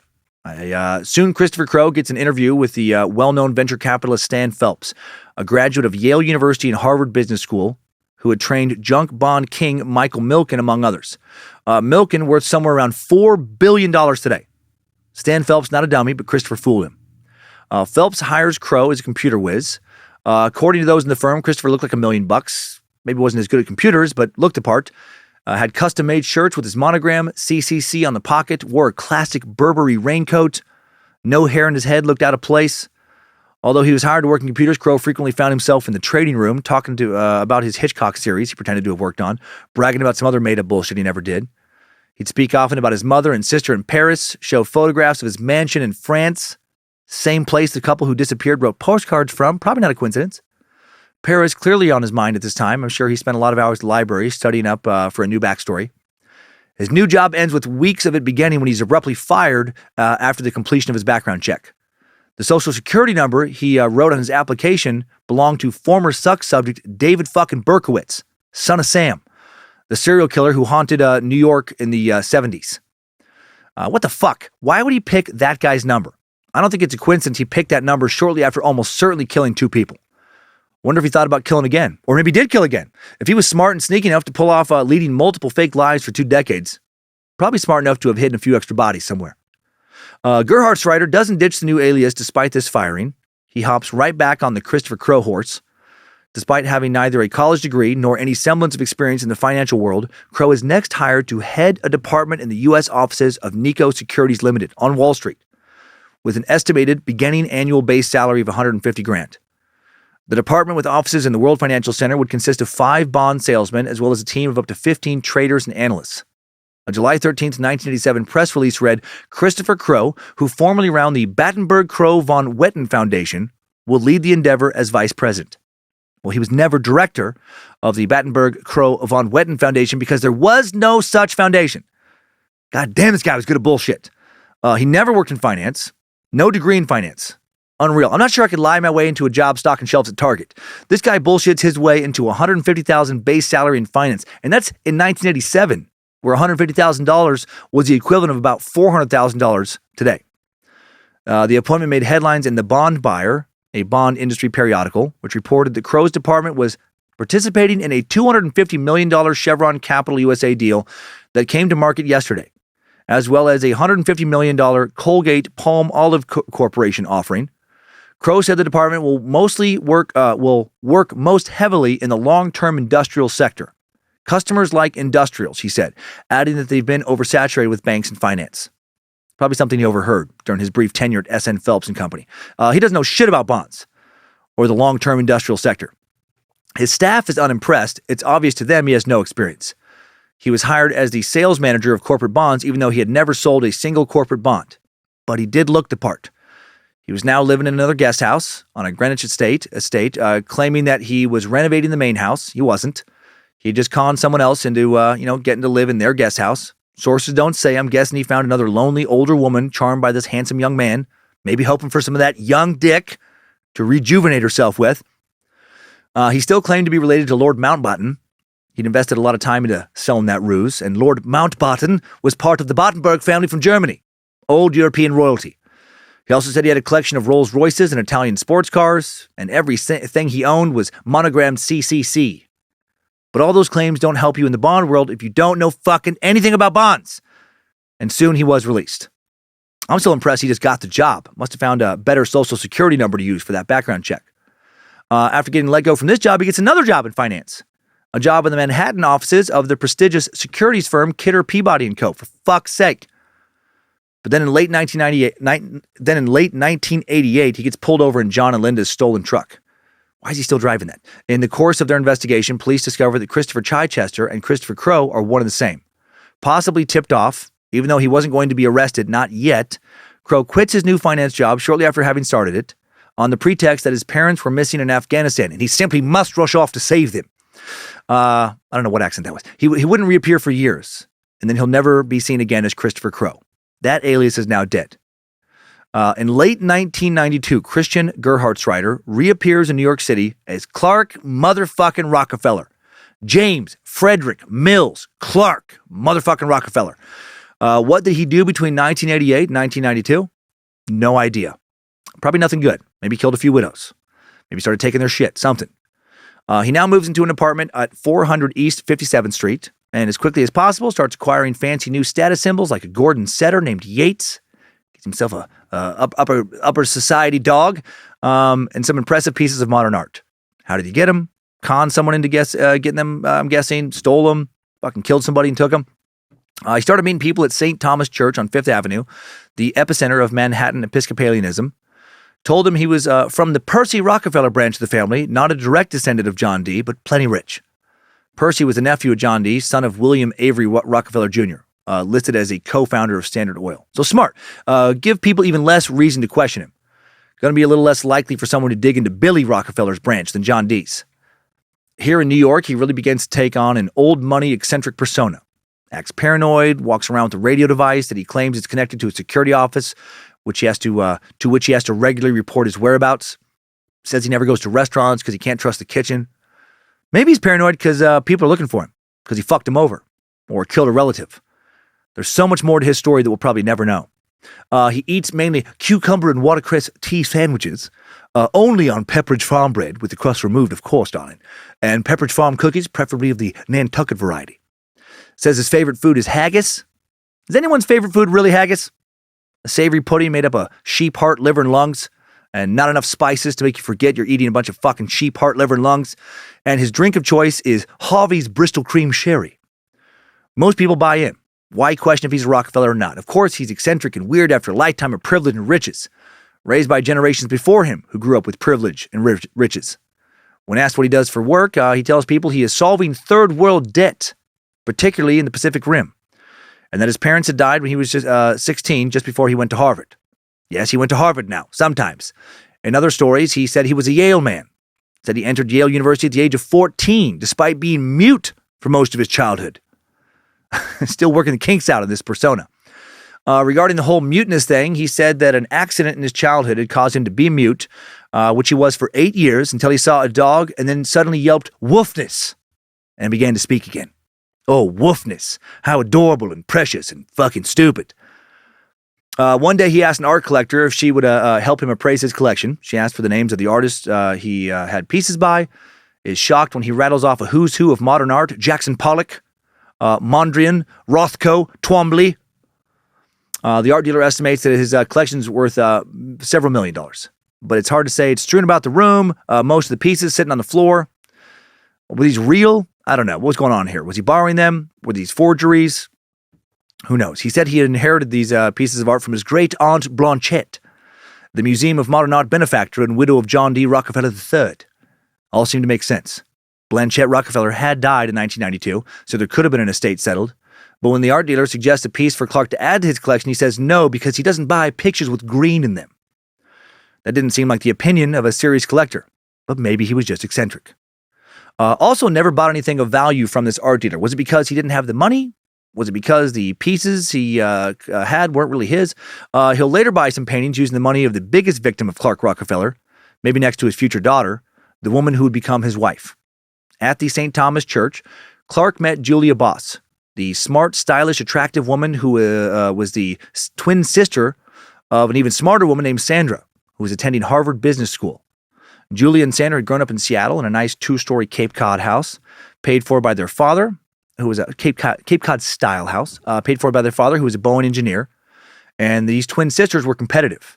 As seniors at Blanchette High, they were the only 2 sibling merit scholars, each pushing the other.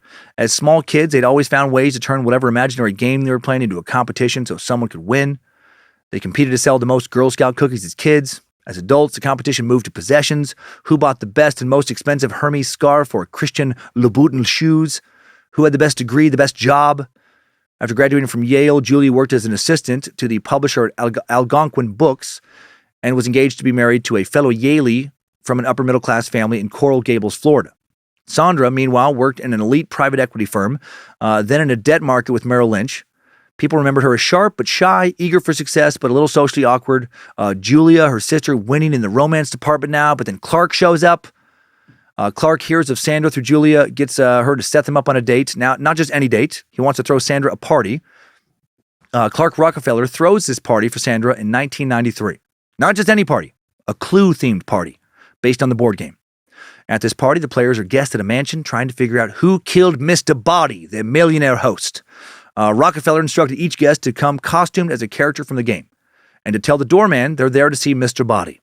Rockefeller plays the role of Professor Plum, a Harvard archaeologist.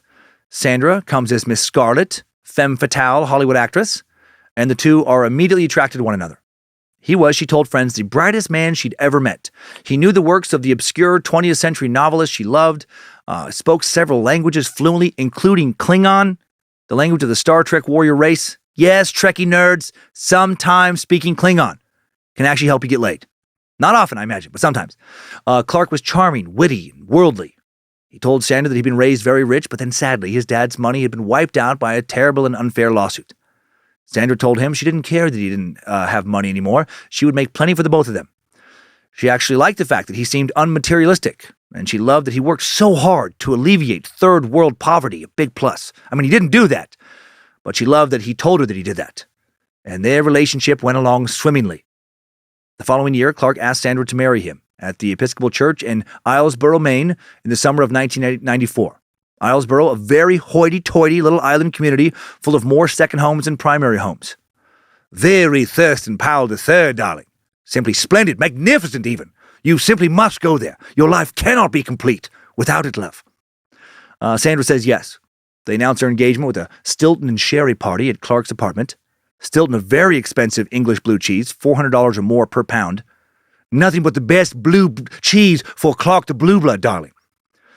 On January 13th, 1995, the NBC show Unsolved Mysteries, which averaged 9 million viewers per week at the time, aired a segment on the discovery of the bones of John Sohus, underground on his late mother's former property. May of 1994, the bones had been found, buried in the backyard of the couple's former property, not far from Dee Dee's guest house.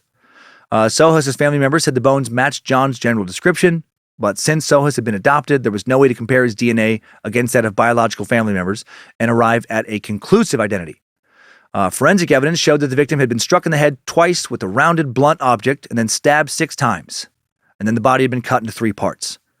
The segment told of Dee Dee's delusions, John's mysterious job offer, and of the strange boarder who lived in the guest house, one Christopher Chichester. Trying to think of how Robert Stack. The program closed with a photo of Chichester, noting that he happened to be known as Christopher Crowe. the man who tried to hawk John's truck, and he sometimes went by Christopher Mountbatten. And also Christian Gerhard Strider, native of Germany. Dude snuck another alias in there with a few people, Mr. Mountbatten. The manhunt for Gerhard Strider was on, but the identity had long ago disappeared, and no one connected Gerhard Strider to Clark. Not yet. I wonder if Clark happened to see that episode, though. Clark and Sandra get married in Nantucket in 1995. Clark's parents were coming, he told her, or weren't coming, he told her, because they were dead, but other Rockefellers for sure were coming. They simply must come, darling. They wouldn't miss such a splendid affair, love, not for all the world. But then at the last minute, he said that there was a problem, and that he had to uninvite them. But don't worry, they'll work it out, not their first little tiff, love, and everyone will certainly meet up in the future. It'll be motherfucking splendid. His dog Yates, named for the British novelist Edmund Hodgson Yates, served as the best dog. Sandra later thought it odd that he didn't have a best man or any old friends come to the wedding. But, he had trust issues from when he used to have a lot of money and everyone wanted it. Poor guy. Sandra had met no friends, no family, no coworkers even, who helped him do all that saving the third world shit before they got married. How could she ignore all these red flags? Because he was charming as fuck. He had a story for every concern. His explanations, look stupid in their totality when you zoom out and look at everything. But from moment to moment, he always made everything seem so plausible. Even the marital paperwork part. Sandra had signed all the necessary marriage documents, entrusting the task of filing them to her husband, but then he never did that. This will help Sandra a lot when it comes to their divorce later, because they were never actually legally married. Nevertheless, they settled into married life in New York and Nantucket. Rockefeller ran Asterix LLP, advising third world countries on their finances, in theory. That's what he told Sandra. He didn't make any money at this job, he explained, because the nations were dirt poor, and charging them a consulting fee would be, evil, beneath him. She found that endearing. What a wonderful man he was.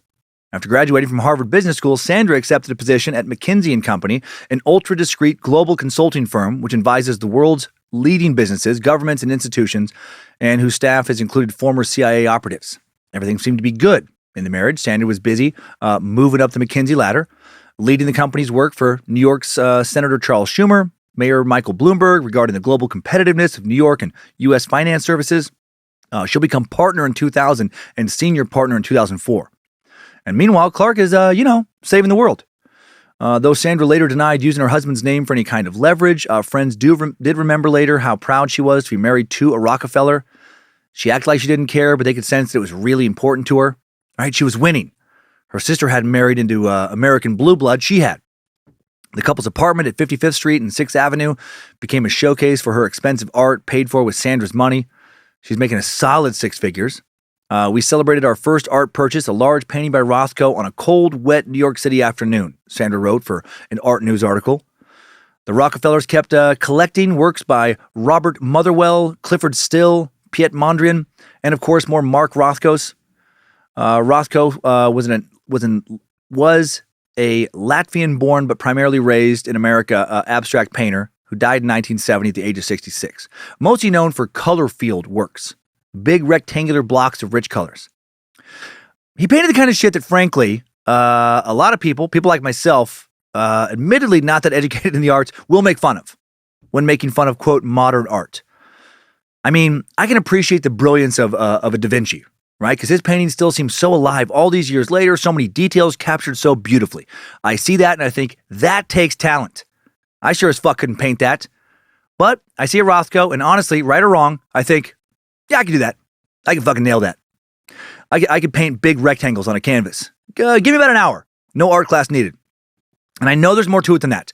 But I'm also not surprised that this is the kind of shit that Clark liked. Right? These kind of paintings, when the art world falls all over themselves to talk about how brilliant they are, it does often read like a big con to me. Because, come on, sometimes it is.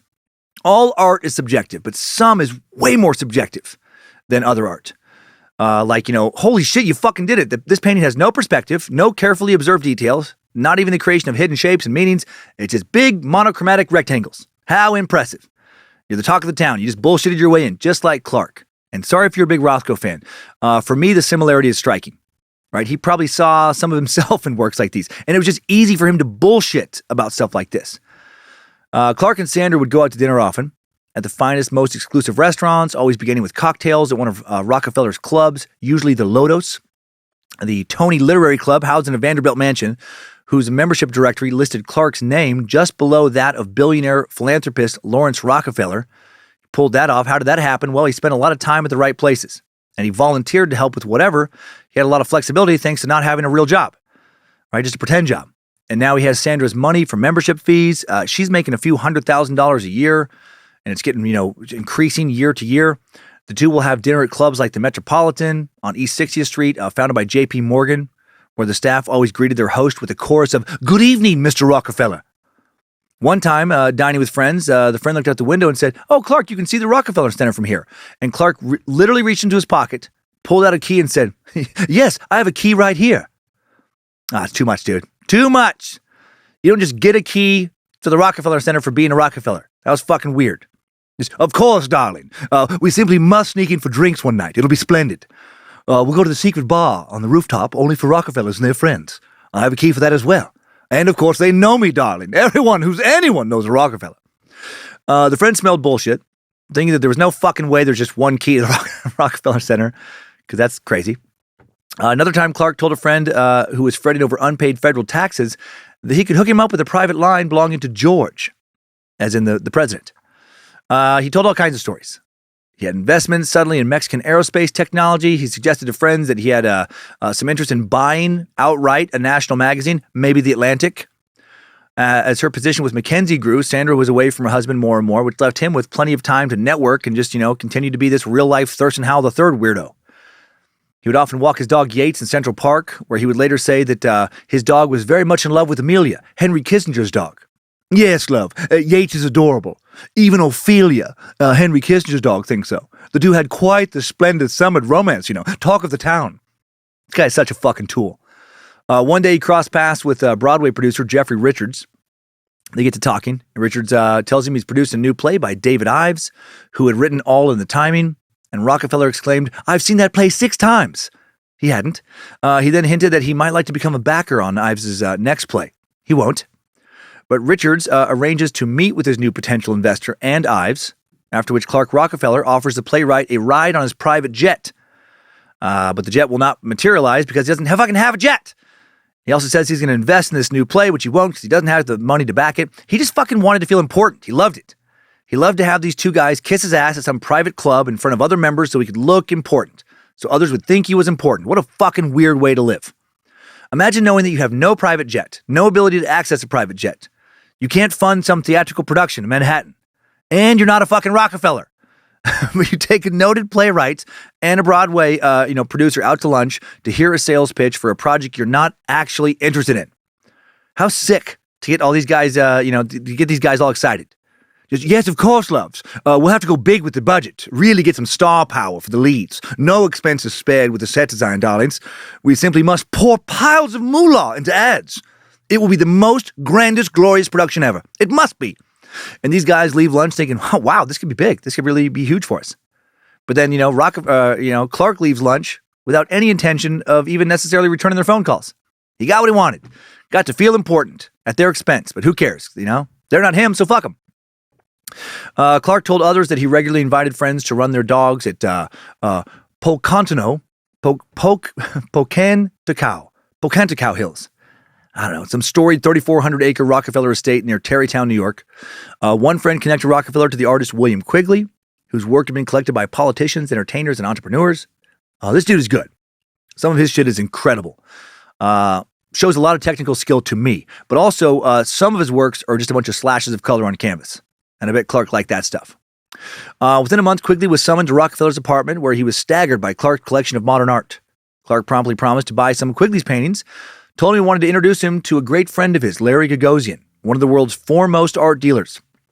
First, however, came a series of lunches and dinners, usually at the Lotto's Club, that literary club, place Mark Twain, a lifelong member and frequent guest, called the Ace of Clubs. Here, Clark would exclaim shit in front of Quigley like, "Let's have the oysters, Rockefeller." And once when a dish of oysters baked in spinach arrived, he said in his East Coast lockjaw, "Quigley, do you know why they call these oysters Rockefeller?" And the artist was like, "No, because they're green."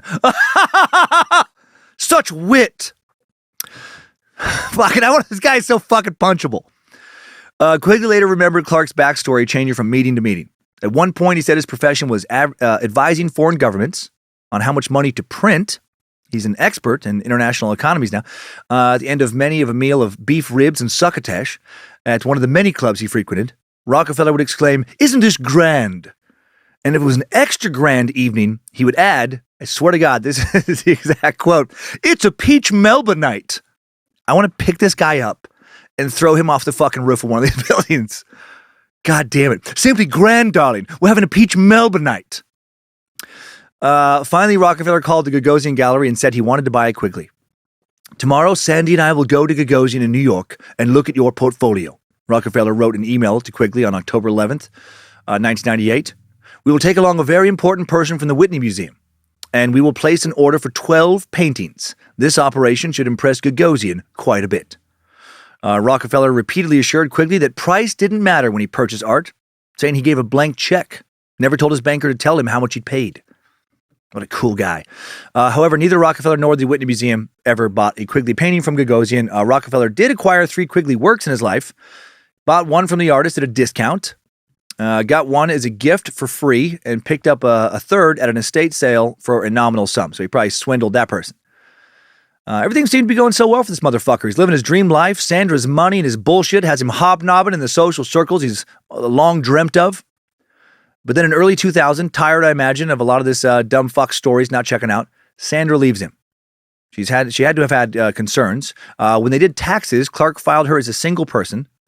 He told their tax preparer that they were siblings because they didn't have an actual marriage license. He didn't want authorities to know where Christian Karl Gerhardtstreiter was. I'm guessing because the new authorities might want to talk to him about a pair of disappearances and at least one murder back in California. His fantasy is at risk of crumbling now, but the 39-year-old is able to woo Sandra back and quickly gets her pregnant. "I simply must come inside you, darling. It'll be grand. Let's make a peach Melba cream pie, love." Can you imagine being dirty talked to by this motherfucker? By some guy who speaks like Thurston Howell from Gilligan's Island? "How do you like it when I smack that ass, darling? I simply must slap your pussy too, love. It'll be grand. I'm going to tie you up and have my way with your ass, my lady. I'm going to lick it, rub lotion all around it, love. Then I simply must fuck it. I must. It'll be grand. And when you come, and you're going to come so hard, love, especially when I push the wand on your marvelous clit, darling, I'm going to stick my dick in a bowl of peach Melba." Lucifina liked that joke, I think. Now determined to work things out for their child, Sandra stays. Not long after this, one day Clark comes home to say he'd had an unpleasant altercation with a woman in Central Park while walking the dog. Soon the police come to the apartment to speak with Rockefeller privately about the incident. I wonder, did this woman figure out who he really was? Maybe someone from his past catching up with him? Someone he fucked over? Spooked perhaps, Clark now declares that he doesn't want to live in Manhattan anymore. His new idea? New Hampshire. Why suddenly want to give up the cool life he made for himself in New York City? Well, I have to think, he was about to be exposed. New Hampshire, he again chooses to surround himself with wealth and privilege. He and Sandra moved to Cornish, New Hampshire. Population only 1,616 in 2020. But a pretty famous place. Place made famous by the 19th century American sculptor Augustus St. Gaudens. And such part-time residents as artist Maxfield Parrish, former President Woodrow Wilson, whose Cornish home was once considered his summer White House. Located at the southern end of New Hampshire's Upper Valley, Cornish has a thriving residential community that encompasses old colonial-style homes and elegant estates, spanning acreages of lush, verdant hills and lake shores. He told some friends that he'd chosen Cornish because of its location, halfway between Sandra's job, currently headquartered in Boston, and his company in Canada. Wait, what? Yes, now he owns a fucking Canadian company, okay? He tells people he owns a company that makes rockets, space shuttles, satellites or something. Maybe some jet engines. How is he not worried that this shit would make its way back to his wife, who knew this wasn't true? In Cornish, Sandra, who legally, I guess, does keep her name. Sorry, I don't know why I added that, but it seems to keep her name Boss. Sandra Boss pays $750,000 for Doveridge, the former estate of the famous U.S. jurist Leonard Hand and artist Thomas and Maria Dewing. Rockefeller immediately embarks on an extensive restoration, taking it down to the studs, digging up the backyard for a swimming pool, keeps his art in storage tubes and a collection of Rockefeller memorabilia in his upstairs office, all of which he liked to show off to visitors. When a woman named Alma Gilbert, the director of the Cornish Colony Museum, wants to include pictures of Doveridge in a book about homes and gardens in the area, Rockefeller objects, sends her an email that says, I work for the U.S. Defense Department and I cannot have it known where I live. Well, he didn't work for them, but was he worried about being named in some local book? Because it could lead to him being exposed. Someone looking for him might be able to find him. Rockefeller made himself known in town. He would grandly ride through the village streets on a Segway, wearing a Yale baseball cap, or be driven by a chauffeur in this, fancy cars with tinted windows that were like bulletproof. He parked some what he claimed was a 21-car collection, including a number of antiques on his 25-acre property.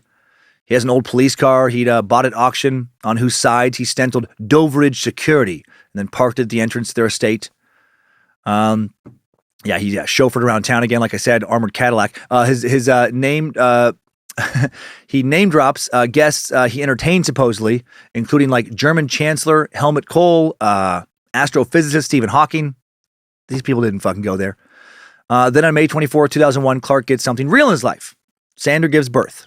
A friend drove Clark and Sandra to Dartmouth Hitchcock Medical Center, and he's no longer driving this time. I guess just, again, trying to keep his identity from being revealed, where Ray Storrow Mills Rockefeller is born. The one person he didn't seem interested in cheating or conning, other than giving a fake name. The one person he won't be willing to abandon. He nicknames her Snooks. It's simply splendid, darling. It's Snooks. And fake Clark will happily live with real Sandra and real Snooks in Cornish for about 5 more years. Clark hangs out in a few clubs in the area, raises Snooks, lies to everyone about doing all sorts of shit, knowing all sorts of important people.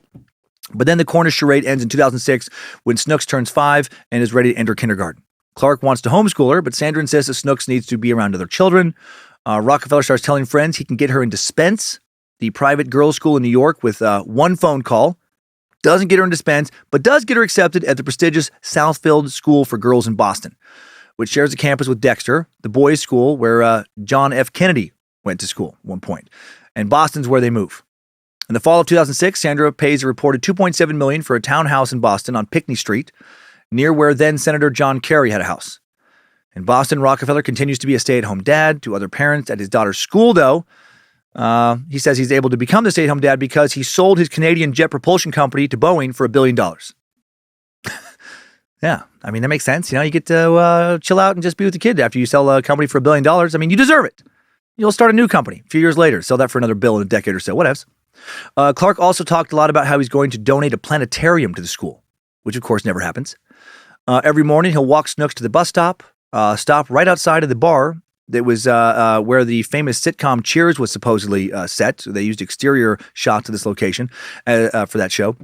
As soon as Snooks was safely on the bus, Clark would then stroll down the street to a Starbucks where he soon found a new group of marks who called themselves Cafe Society. A group of Beacon Hill lawyers, Harvard researchers, celebrated architect, and other successful business people. When they saw him around, they didn't interact with him until he appeared one day, huffing and puffing. They asked him what he was up to. Said he just pushed an armoire up the 5th floor of his house, up to the 5th floor. Clever little drop, right? Now everyone knows he has a 5-story house in the area. He's got money. The Starbucks group also learns very soon that he's a Rockefeller, as well as the director of the ultra-private Algonquin Club down the street, to which he soon invites his newfound circle for breakfast. At the club, they see that his name is on the wall. He is fucking good at this. He designs websites for free for people at the club to ingratiate himself, obviously tosses around the Rockefeller name, impresses many with random knowledge and talents. He once plays 9 recordings of Cole Porter's From This Moment On for a group to see which of them could identify various vocalists. He's the only person any of them knew who could play the didgeridoo. Of course I play the didgeridoo, love. Who doesn't?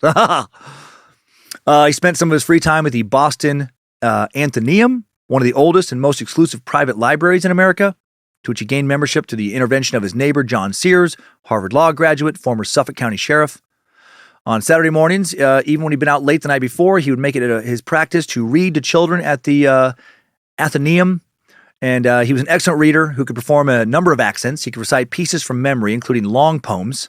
Almost every day he would take Snooks to the Athenaeum and read to her, and she could read by the time she was 2.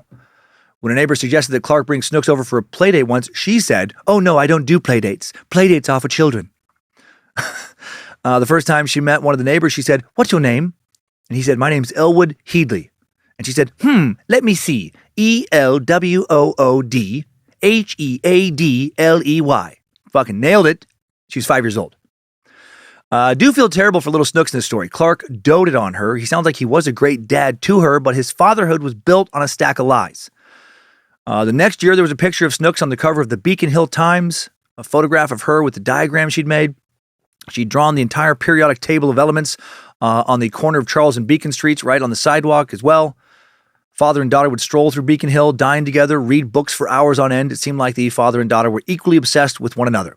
"I love you too much, Daddy," Snooks would often say. Those two got along great, but he wasn't getting along well with Sandra again now. Something was happening behind the scenes. Maybe she finally realizes she has been lied to big time for years about fucking everything. Fake divorce, a real custody battle are about to follow. Both will move out of their townhouse for a bit. Sandra lives at the Boston Ritz. Rockefeller moves in with some European friends a few blocks away. Snooks shuttles back and forth between the two. Clark is now almost entirely cut off from his source of income, his wife, who's making more money than ever. She's been sprinting up the corporate ladder. Clark asks people to buy back some antique cars he sold them. He tries to sell his art, but doesn't seem to be able to. Maybe it's because it's not real art, it's forgeries or something. He'll later have to resign from the Algonquin Club in 2008, and that'll really sting. "It will not be splendid, darling. It will not be grand, love." He told his friends that his wife had taken all his money and that she had only married him because he was a Rockefeller. Said he was going to interview every high-powered attorney in Boston, so that Sandra would not be able to hire any of them because it would be a conflict of interest. But that wouldn't prevent her from getting a really good lawyer. And once the divorce was underway, Sandra's father, William Boss, finally fucking decides to investigate his son-in-law. Since he and other members of the family had come to suspect that Clark was either siphoning off money from Sandra or hiding Rockefeller wealth from her. First, Boss goes on to his Wikipedia to check out Rockefeller's late mom, Ann Carter, former child star, right, who supposedly died in a car wreck. Can't believe it took someone this long to do this. According to Wikipedia, of course, Ann still very much alive. Ann never had a son named Clark. It was all right there the whole time, just waiting to be revealed. The deeper Boss dug, the more inconsistencies he found. He reported them all to Sandra, who then hired a private investigator who found out who the fuck her husband really was. Rockefeller, unwilling to risk exposing his past and unable to produce documentation to prove his current identity, quickly agrees to custody terms with Sandra in 2007. And because he'll do this, she'll agree not to expose him as being Christopher Chichester. Sandra gets nearly everything: their historic house, a historic church they bought in Cornish, the townhouse in Beacon Hill, full custody of Snooks. A judge approves her request to take their daughter with her to London to live, where she has a new job. She moves to the Knightsbridge district of the city. Rockefeller's parental visits are limited to only 3 visits a year, 1 day each with supervision. Damn. In return, Clark gets an $800,000 basically payoff, 2 cars, her engagement ring, and randomly a dress that he had given to her, and then, no investigation further into his past. No exposure. Sandra just wanted him to go the fuck away. He converts at least $300,000 into South African gold coins. And you know what? And I actually added some outside of my notes about her knowing that that he was Christopher Chichester. I actually don't think that's true. So let me retract that now. I got caught up in the excitement of this narrative and added that detail, which I shouldn't have done because it's not in the notes. And the private investigator, I don't think made it all the way to connect him to this person who is possibly involved in a murder in California. I think he, based on what I interpret from the sources, got close. He panicked and was like, okay, just please, can we do this? And then I'll go away. So now he converts, after he goes away, at least $300,000 of the money she gave him into South African gold coins called Krugerrands, and then into gold U.S. coins, keeping the rest in cash. So I'm guessing he's moving this money into this gold, then that gold, then cash to keep it from being traced. Now early 2008, Clark's bouncing back and forth between Boston and New York City, busy trying to line up a new sugar mama. In May of 2008, he meets Roxanne West, a young woman from a West Texas oil family who traveled between New York and Texas frequently. They met at a party at the Lawrence Steigrad Fine Arts Gallery on East 69th Street in New York. He told her he was 40, a Yale graduate, a single parent with a 7-year-old daughter produced by a surrogate mother. Well, no, he's 47, never went to Yale, not a single parent. Told her he was on his way to China on a business trip for his work now as a nuclear physicist. Ha! He goes so big on these lies. And he's just come from giving his daughter's class a 1-hour tour of the Metropolitan Museum of Art. She accepts his invitation to lunch the next day, where his stories get even wilder, and then after which he began sending her a flurry of text messages. Here are some of these exact text message quotes. Problem, I cannot get you out of my head. What to do? Just gazed at Saturn for the last 10 minutes. Viewing excellent tonight in Brookline. Wish you could see this. Wish I could see you. This one's my favorite. In a submarine. Crowded. Strange. Thought of you a minute ago. The fuck? And then one more. Sipping strange tropical drinks on Nantucket now. Would love to see you. This coming week, perhaps, go to Central Park and kiss? Sound good? The desperate hard push does not work for Roxanne. She's fucking creeped out. She thinks this guy is full of shit and she cuts ties. He went way too far with the submarine text. Why the fuck would you be in a submarine? And how are you sending a text from a submarine back in 2008? The technology wasn't possible then. If you're going to go that far, might as well even go farther. Thinking of you, love. Sending this from my personal biodome on Mars. The red planet is simply splendid, darling. You simply must accompany me on my next trip. We'll go for a ride on the rover to watch the sunset. It is magnificent, love. Must be going now. My robot assistant, Alfred, simply insists I board the rocket. The life of Clark Rockefeller seems to have run its course now. More and more people start to distance himself from him. He's becoming known to more and more as someone who is just epically full of shit. Christian Gerhardtschreider needs a new mask to wear. But first, he wants to get his daughter Snooks back. July 27, 2008. It's a sunny day in Boston.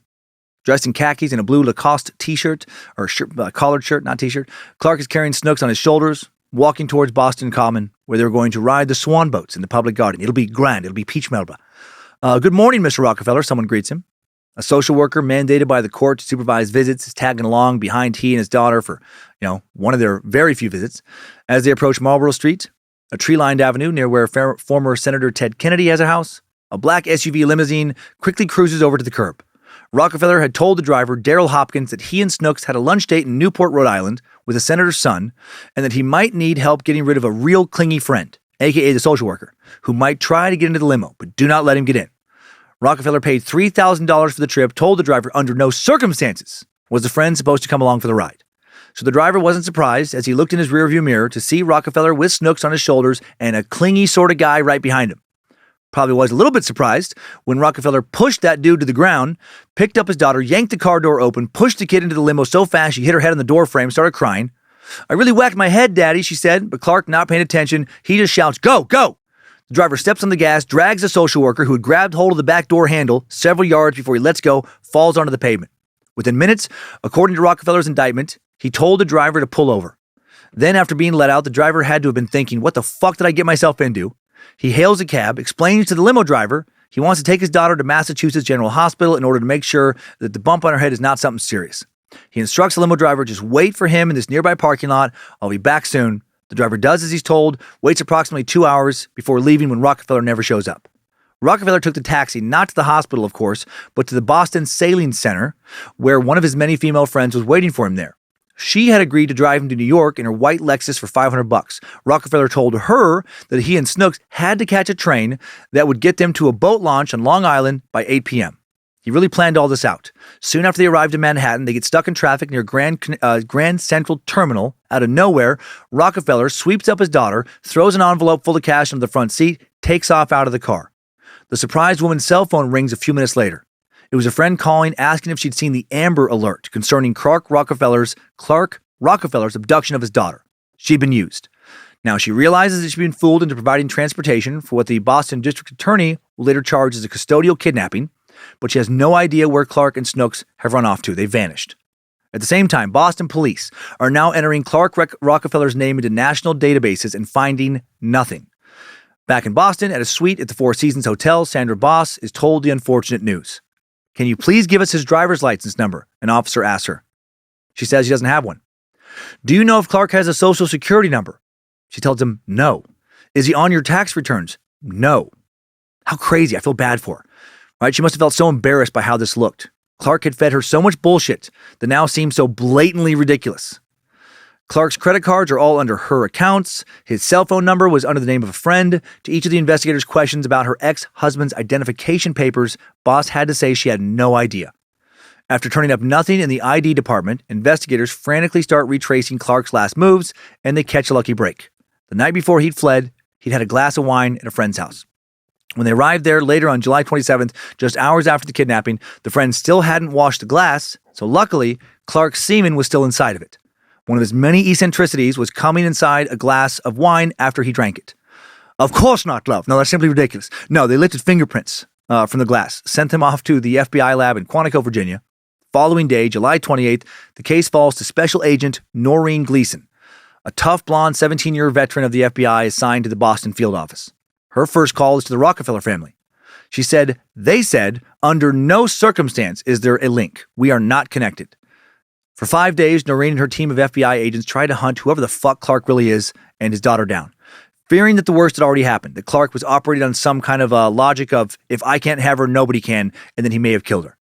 They soon unraveled Rockefeller's elaborate escape plan. He had told many of his rich friends some supposed upcoming destination, always different, always a lie. Told one he was sailing to Peru.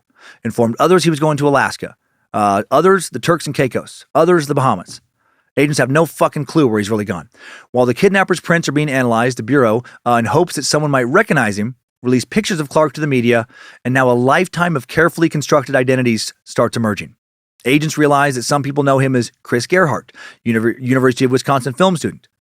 Others know him knew him as Christopher Chichester, descendant of British royalty, who had claimed that to the residents of a wealthy LA suburb in the 1980s, he was this, big fucking royal guy, only to vanish after being sought for questioning in a disappearance of a California couple.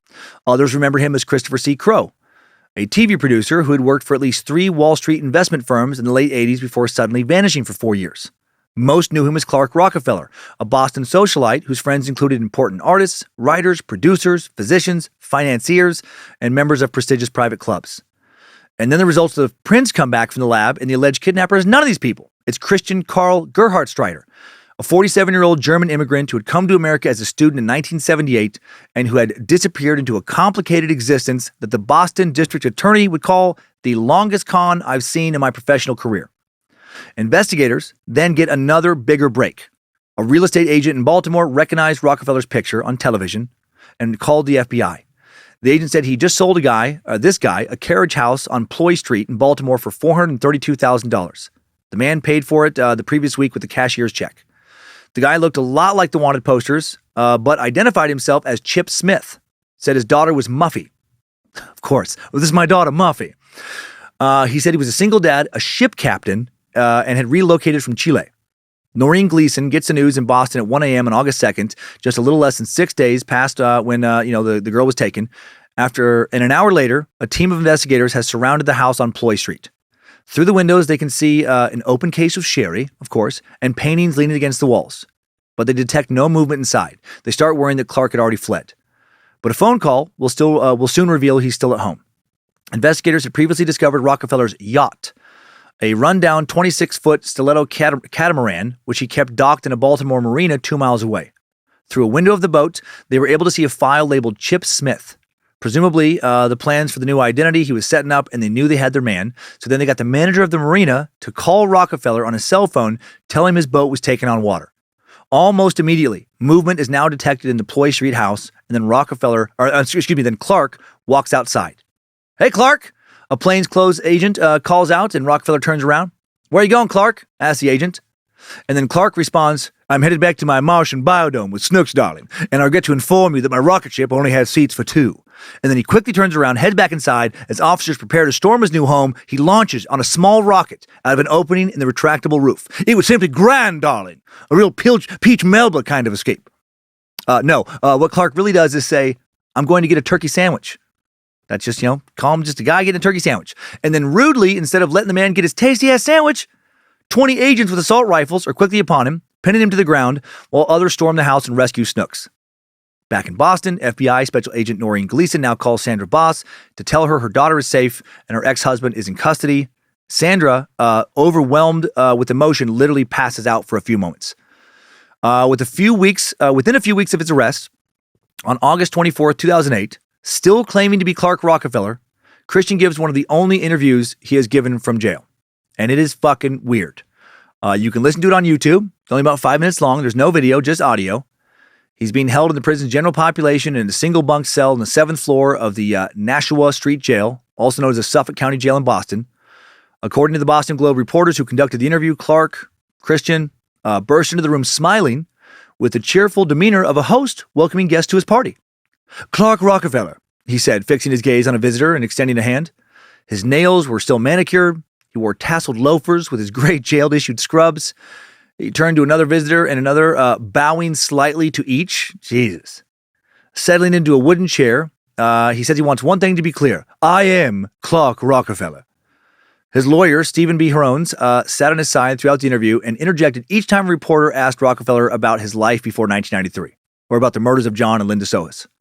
Clark would not answer any question of actual interest to anyone, but did seem eager to talk, peppering his speech with Thurman fucking Howell-esque phrases such as "quite so" and "rather."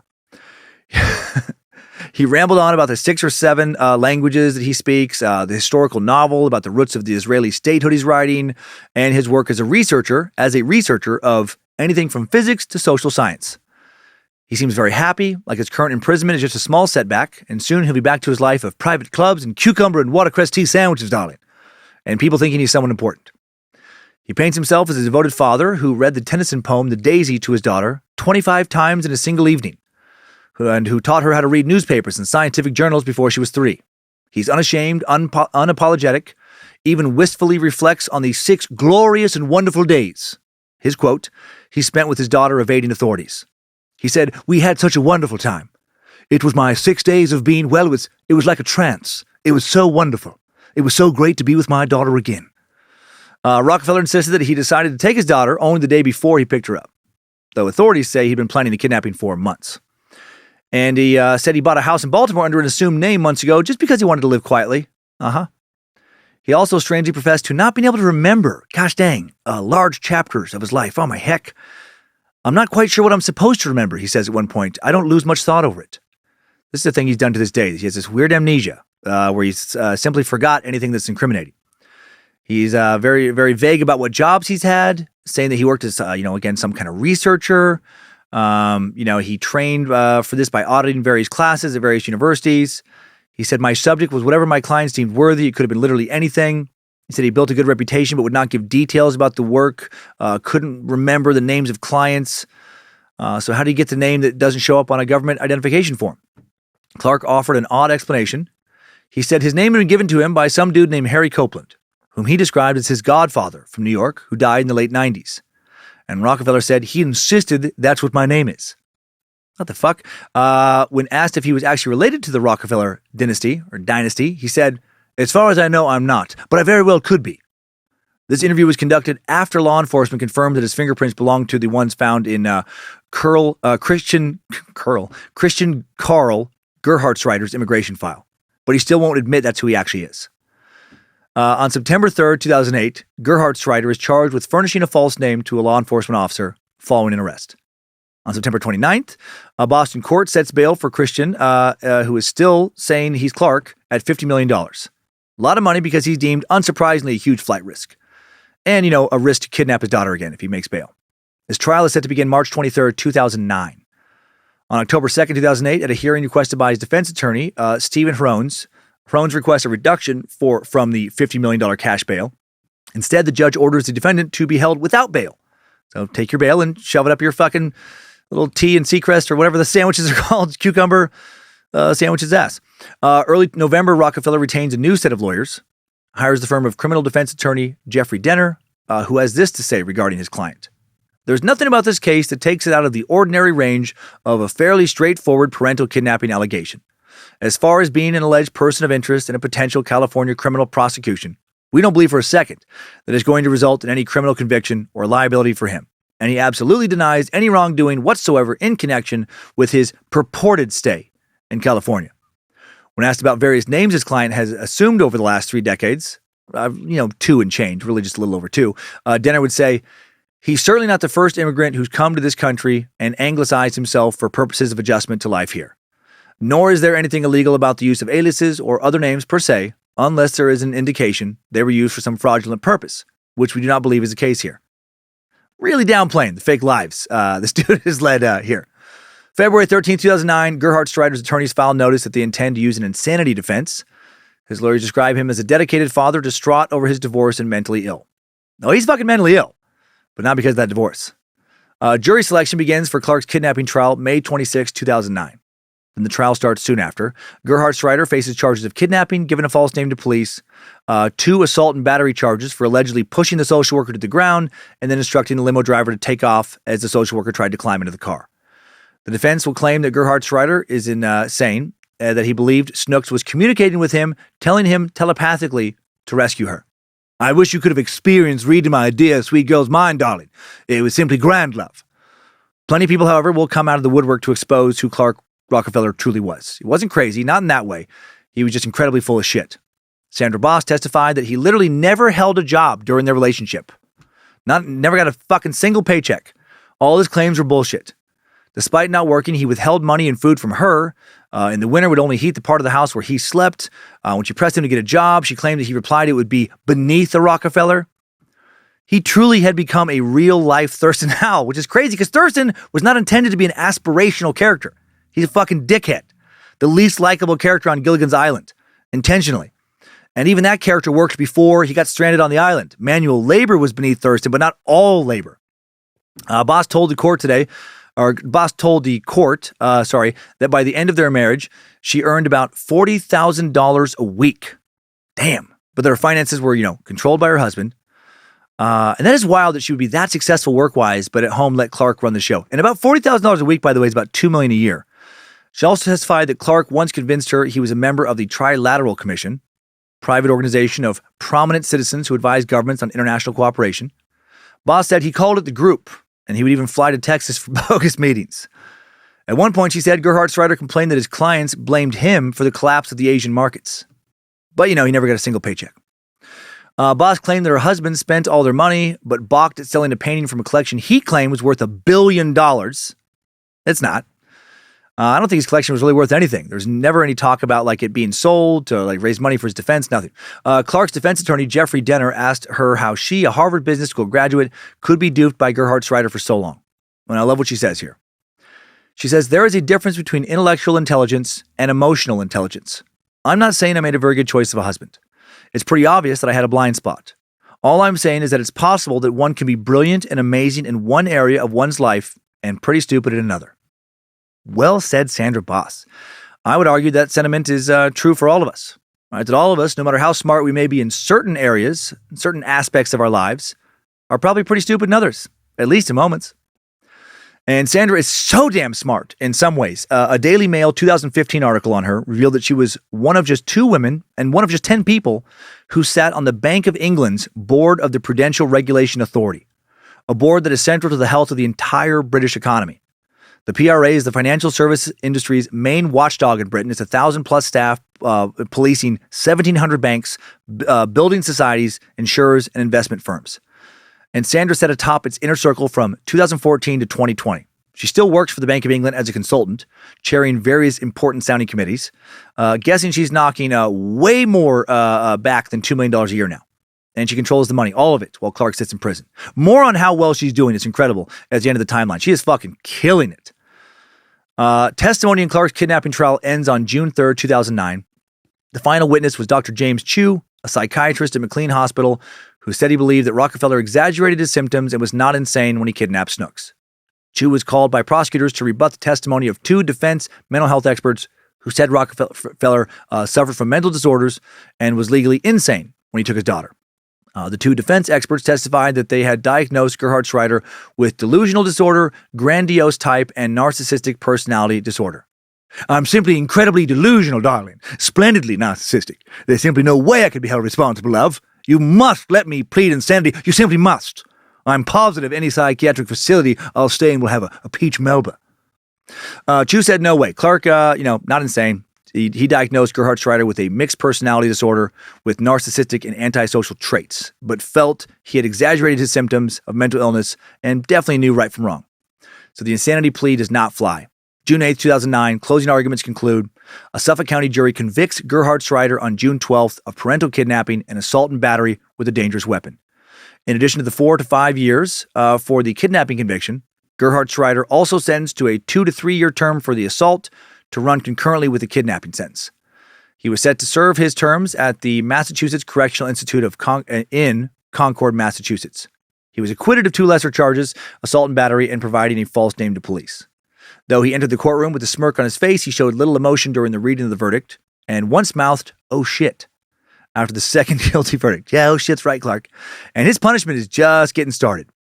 The legal and media spotlight on Gerhard Schreider has brought renewed attention to the unsolved murder of John Sohus, whose dismembered remains were found buried in the backyard of his former house in San Marino, right, in 1994. Well, 2 years later, after Christian is sent to prison in Massachusetts in 2009, well, now in 2011, authorities conclusively confirmed for the first time the bones discovered in Dee Dee's backyard do in fact belong to John Sohus. They were able to use DNA provided by his biological sister, Lori Moltz. The premature technology of DNA testing back in the 1990s and the fact that Sohus was adopted as a child delayed the definitive identity of the remains, even though investigators had felt confident the bones were John's for quite some time. With a positive ID of John's remains, on March 15, 2011, California authorities filed a complaint at the Alhambra Superior Court seeking the return of Christian Gerhardsreiter to California to stand trial. "We're seeking extradition," said Jane Robeson, spokeswoman for the Los Angeles County District Attorney's Office. "It has been more than 20 years that the victim's family has had any justice." Gerhardsreiter's lawyer, Jeffrey Denner, who represented him during his 2009 kidnapping trial, said his client is innocent of murder. "I have no doubt that Mr. Rockefeller, Gerhardsreiter, isn't even remotely involved in this very, very violent crime. I am surprised at this 26-year-old murder, that they didn't have enough to indict him on then. I'm very curious to see what has changed." What do you mean what has changed? They were able to get fucking DNA evidence. And I love that he's calling him Rockefeller still. January 24, 2012, Judge Jared Moses of LA County Superior Court rules that Gerhardsreiter must stand trial for the death of Sohus. And the trial begins March of 2013. There'll be 3 weeks of testimony, 40 witnesses, 160 exhibits. Jurors are shown 2 plastic book bags found buried with Sohus' remains, one from the University of Wisconsin, Milwaukee, where Gerhardsreiter attended classes, one from USC, where Gerhardsreiter also audited some classes. One juror said that this was the most solid piece of evidence presented to the jury. And what an idiot. Why would he bury his shit with remains and not somewhere else? Jurors also heard evidence that Gerhardsreiter was in possession of the Sohus' pickup truck following the murder.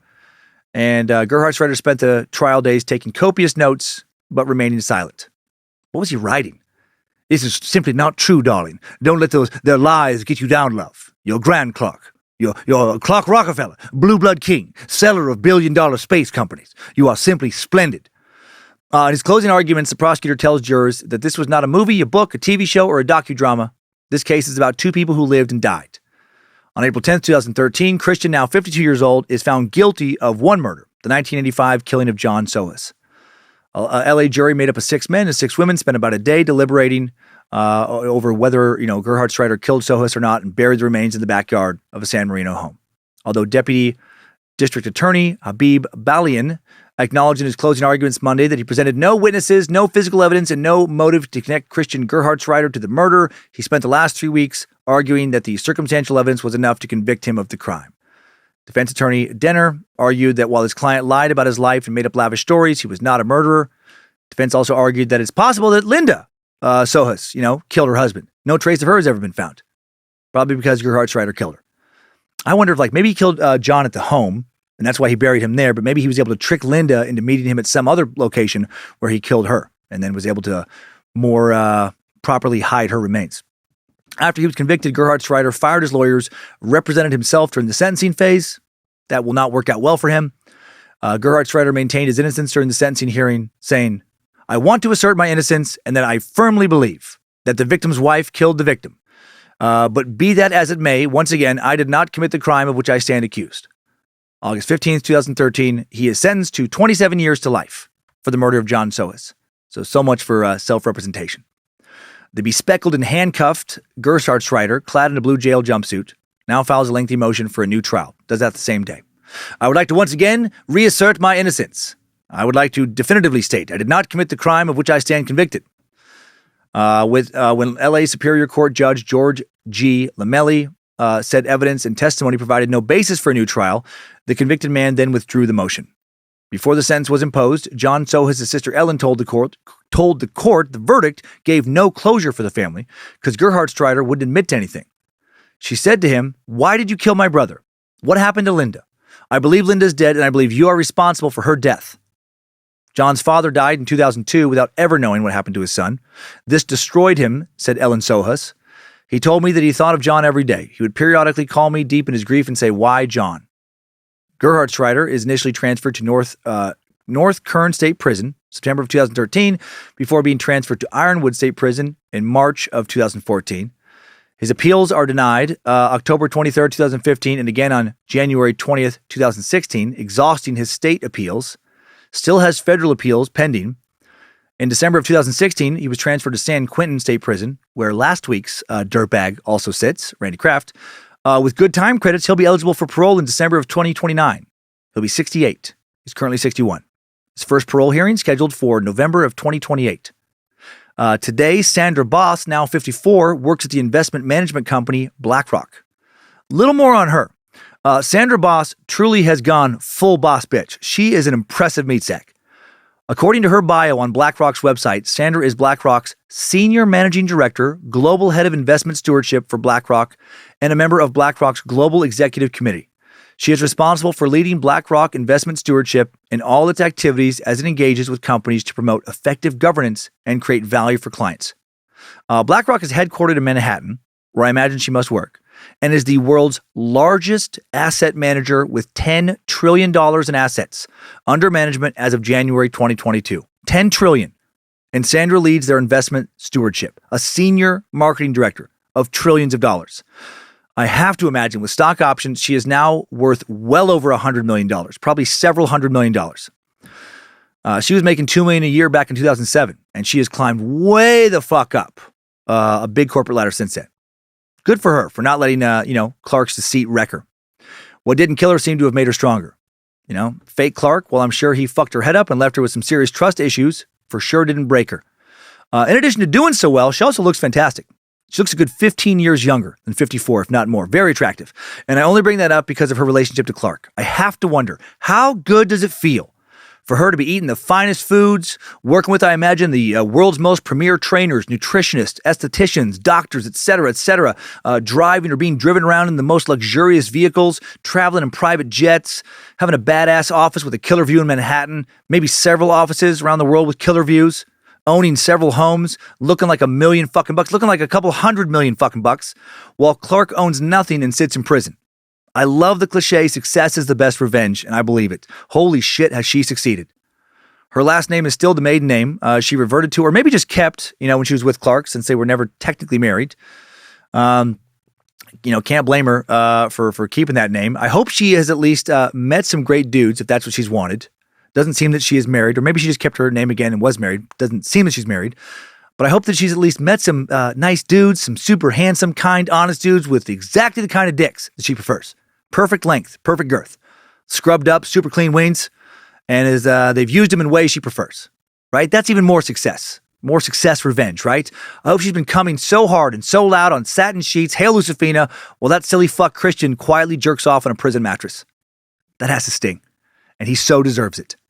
Sandra has also got to raise her daughter now how she wants. Snooks, born in May of 2001, is now 21 years old, and if mom is sharing some of that wealth with baby girl, as parents often do, she's fucking loaded. Still has an insane, murderous, manipulative shithead of a dad, which is terrible, but being wealthy probably makes it a little less terrible.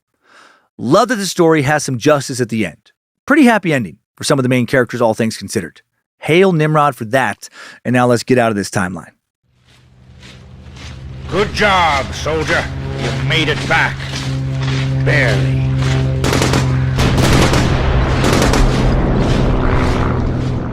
And Clark Rockefeller has been sucked. Kind of.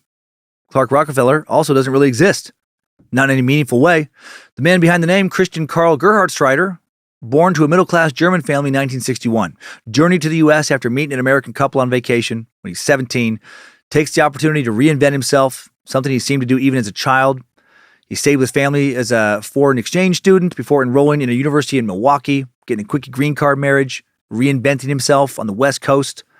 In San Marino, California, he fits in with the country club crowd by claiming to be Christopher Chichester, man with ties to British and German nobility. But then that sours when the son of his landlord, a young IT guy named John Sohus, and his wife Linda abruptly disappear. A lot of evidence led back to Christopher Chichester, who quickly escapes with the couple's truck.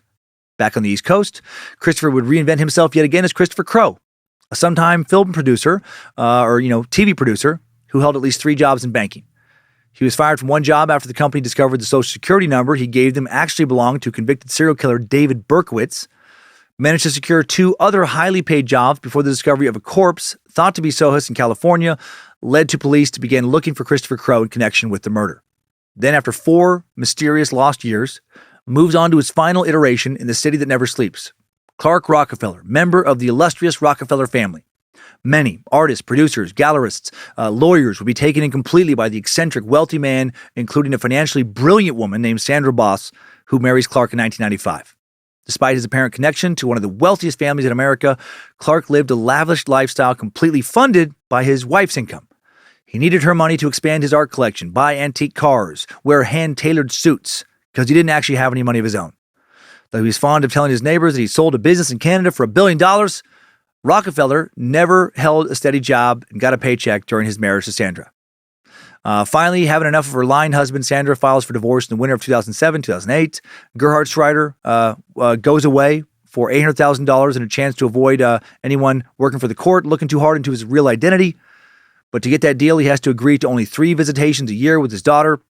After one of those first court-supervised visits, Gerhard Schreider manages to shake off the social worker and abducts his daughter.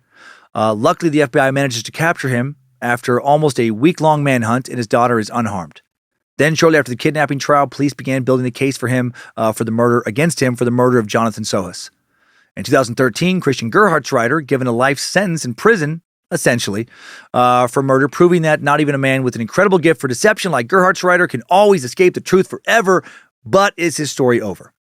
Because he could get released on parole in December of 2029, and he'll be 68. Will he have enough time to pull off one last big con? Boston crime boss Whitey Bulger still had the energy to run all sorts of rackets in his 60s. He lived on the lam, evading authorities for over 15 years, still armed to the teeth when he was captured in his 80s. I think American televangelist Kenneth Copeland is crooked as fuck and running a con on his congregation, and he's currently 85. Still seems to have a lot of energy. Recent suck subject, sexual predator Peter Nygaard, he was still drugging and raping women and girls on a regular basis while running a company making hundreds of millions of dollars a year while partying and jet-setting all around the world all throughout his 70s. And Christian seems healthy.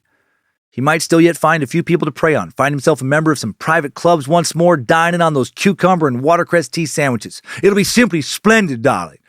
I never really got to live the life of the Chilean sea captain Chip Smith, I think his name was, and I must love. It'll be grand. It'll be a real Peach Melba kind of con. But will Christian get paroled in 2029 if he still can't admit who he actually is and stop pretending to be anyone other than Christian Gerhard Schreider? His refusal to back down from a bullshit story, right, what kept his old fake lives going, might just keep him from living out a new one. Time now for today's Top 5 Takeaways. Timesuck Top 5 Takeaways. Number 1, Christian Carl Gerhard Schreider went by many names. His most committed aliases being Christopher Chichester, Christopher Crowe, and ultimately Clark Rockefeller. To some, he was a film student, to others, a movie producer, a banker, someone who worked on third world poverty, or had a defense contract with U.S. military, or some type of billion-dollar Canadian space company founder, CEO, something like that. The man can spin a seemingly infinite number of stories about his past, but didn't always pick the best backstories. What would really alert his father-in-law and then his soon-to-be ex-wife to the fact that he was truly not who he said he was his claim that his mom was former child star Ann Carter and that she was dead. But Wikipedia revealed she was very much alive and well in 2008 and never had a kid named Clark. Wikipedia brought him down. Number 2, Clark Rockefeller, Christian Carl Gerhard Schreider, abducted his daughter, Ray, a.k.a. Snooks, on July 27, 2008. After almost a week of frenzied searching, the FBI finally found him in Baltimore, Maryland, claiming that he was one more fake person, Chip Smith, Chilean sea captain. Yet another fake life. This one he only got to live out for a few days. Number 3, Christian Carl Gerhard Schreider was convicted of killing John Sohus back in 1985. Back when Christian was living as Christopher Chichester and staying at the guest house of Dee Dee Sohus in San Marino, California. John Sohus and his wife Linda went missing after telling friends and family they'd gotten some kind of secret job with the government. They disappeared. Shortly after the time of their disappearance, Christopher Chichester is spotted borrowing a chainsaw from a neighbor, having a dug-up backyard, and he tried selling a bloody rug to a friend. Gerhard Schreider even started driving John's truck. Finally, on April 10, 2013, Gerhard Schreider is convicted by an LA jury of John's first-degree murder and sentenced to 27 years to life. Sadly, Linda, or her remains, have yet to be located. Number 4, the longest-lasting and most infamous identity of Christian Gerhard Schreider would be that of Clark Rockefeller. Christian claimed he was a relative of the oil magnate, John D. Rockefeller. And because certain crowds still love the Rockefellers and because he could talk the talk of the upper crust, he ran this scam for over a decade. He's able to live the life of a real Thurston Howell III, just like he dreamt of doing as a teen. As he sits in prison today, I got to wonder if he thinks that decade was worth the punishment that came after it. And number 5, new info, more evidence that Gerhard Schreider killed Linda Sohus. Over the final years of her mother-in-law Dee Dee Sohus's life, as the alcoholic's health declined, Dee Dee became dependent on a couple that one Christopher Chichester had introduced her to before he vanished, Dawn and Linda Weatherby. Nearing death, and at Linda Weatherby's behest, Dee Dee sold her home, bought a mobile home where the Weatherbys operated a trailer business. When the home was sold, there was a loan made to Linda Weatherby for $40,000, and Dee Dee made Linda the executor in charge of all her personal affairs. Linda got all that Dee Dee had left when she died in 1988, and then years later, on her deathbed, Linda Weatherby made an interesting confession. She said that Christopher Chichester had killed Dee Dee's son John and John's wife Linda as part of some crazy financial scam that she was also involved in. She wanted to get that off her conscience before she died. Too bad her confession was not enough to convict Christian for another murder and keep him in prison for sure until he dies. Timesuck Top 5 Takeaways. The many lives of con man Clark Rockefeller has been sucked. I hope you found it simply splendid, darling. I hope you found it grand, love, an earful of peach melba. Thank you to the team here for making this episode possible again. Thanks to Queen of Bad Magic, Lindsay Cummins. Thanks to Logan Keith for directing, producing today. Thanks also to our new mystery producer, I'll be announcing in a few weeks. Thanks to BitElixir for upkeep on the Timesuck app. Art Warlock, Logan Keith, creating the merch at badmagicmerch.com and helping run our socials. Thanks again to Sophie Evans for the initial research this week. Thanks to the All-Seeing Eyes moderating the Culturally Curious private Facebook page. The Mod Squad for making sure Discord keeps running smooth. And everyone over at the Timesuck Reddit thread. Thanks to everyone keeping all this stuff active. And the Bad Magic subreddit as well. Next week on Timesuck, we stick with the theme of deceit and murder with the case of Gypsy Rose Blanchard. You may have heard about it from the many documentaries and the Hulu TV adaptation that were produced after Gypsy and her boyfriend Nicholas murdered Gypsy's mother Dee Dee in June of 2015. This shocking crime was all the more shocking because neighbors, friends, and fans worldwide had followed Gypsy in the news for years, thinking that she was a sick little girl with a kind, devoted mother. It seemed that Gypsy had, possibly the worst medical luck, with diagnoses of muscular dystrophy, asthma, allergies, brain damage, and more. But thank God she had a wonderful mother who was an angelic caregiver. But that wasn't really the case. Gypsy, it turned out, had not truly been sick. Dee Dee, who was thought to have had Munchausen syndrome by proxy, had fabricated the whole thing to keep her daughter under her control through physical and psychological abuse. She also profited off the fake illness through charity trips, donations, even got a house, the house they moved into in 2008, provided by Habitat for Humanity. Over the years, Gypsy slowly realized that her mom was telling her, what her mom was telling her about her illnesses was not true. She didn't need a wheelchair. She could walk on her own. Her hair wasn't falling out due to medications, like her mom said. She wasn't even the age her mom said she was. She was well into her 20s now. What the fuck is going on? With the help of her internet boyfriend, Gypsy develops a brutal plan to get free. All of this case is insanity next week on Timesuck. Right now, let's head over to this week's Timesucker Updates. Updates? Get your Timesucker updates. Let's start with some laughs. Let's go with a message from a meat sack who's a real dick. Richie writes, Hi, Dan and fam. I've been a listener for a few years now. You guys have kept me entertained and educated on many tedious and traffic-filled commutes. Well, thank you. I've always thought about writing in, but never felt the timing was right until I opened up my news feed and saw this article. It's a twist on the classic Florida man, insert something strange here tagline. However, in this case, I offer up my own state of Louisiana. The title of the brief article is Louisiana Man Caught with Sharks, Meth in Terrebonne Parish, and a subtitle of He Threw a Shark Overboard During the Investigation. I could not have been more proud. But now for the real reason I've always wanted to write in. I appreciate the fact that in any story you tell with a person named Richard, God, did today's story finally not have Richard in it? You always take the time to rub out a few dick jokes, pun intended. I look forward to it, in fact. Well, brother, my name is Richard Fitz. Not only that, my dad's name is Richard Fitz. So my parents chose to set me up for a life of 1,000 different plays on the name Dick Fitz. Needless to say, I go by Richie. Thanks for being awesome, Dan. Yeah, thanks for being awesome. I don't know why I started to add something else. Well, thank you, Richie. And thank you, Dick Fitz. That is a rough one. Dick almost fits. Dick never fits. Little Dick always fits. Dick shit fits. That might be my favorite. Dick Shit Fits. Well, if it isn't Mr. Shit Fits, Dick Shit Fits. I think your parents made the right call. Right? It's a fun name. Probably gave you a great sense of humor. Next up, Marvelous meets that Kyle, last name redacted, has some love to share for a wonderful man. Kyle writes, hello, Grandmaster of all things that suck. Fair warning. This message comes spring-loaded with plenty of pollen and freshly chopped onions, so proceed with care. I'm a longtime listener and have often preached the ways of the suck to those close to me. Most of them ignore my ramblings, but one person who took note was my granddad. He had been suffering with a brain tumor in which he had been having treatment, and to pass the time, he would listen to Timesuck. If you notice the use of past tense in the previous sentence, then well done, you have a keen eye. Unfortunately, my grandfather passed away surrounded by the ones he loved recently. We bonded over a lot of things, but later in his journey in this realm, Timesuck was the main thing. It hurts like hell that this has happened, but one of the last things he told me was that when he gets to meet Lucifina, he will twist on her titties until she promises to watch over me. He then finished the sentence by telling me that he loved me and that he is so proud of me. Has the pollen got you yet? If you read this on an episode, I hope that all fellow meat sacks take this as a little reminder to hug the ones you love a little tighter. If not, then this will remain a personal message between you and I and the rest of the Bad Magic team on how some of my grandfather's final words were Timesuck related. The podcast made his treatment something to look forward to, and on his behalf, I will never be able to express enough gratitude to you. I'll make sure my grandfather gives you a big 3 out of 5 stars and the big Yelp above the clouds. Thank you. P.S. Please only use my first name if shared with our wonderful community. Well, only your first name was used, Kyle. I did not tell anyone that your last name is Rockefeller. Kyle Rockefeller. Sounds like you had a wonderful grandpa. What a beautiful thing. I hope he did not have to twist Lucifina's titties to get her to protect you. I hope your grandpa is now exploring other parts of Nimrod's vast realm, getting into all kinds of fun shenanigans, and hopefully some of them do involve Lucifina. And I hope he stops by from time to time to let you know, that he's still around. Thanks for sharing a tiny little look into a great guy's life with us. Much appreciated. Now a little update on the Gerald and Charlene Gallego suck. Kind of. A Stockton, California update from a very funny sack, Guy Green.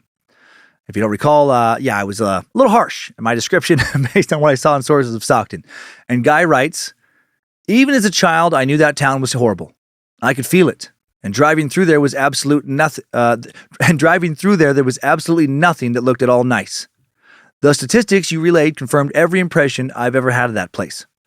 As a young teen, I stayed a month of one sweltering summer with an uncle there.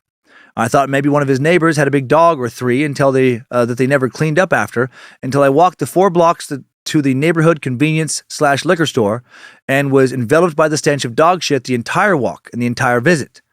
The neighbors I met during that visit were about what you'd expect from folks who live in a place that solidly smells like dog shit, as were my uncle and his family.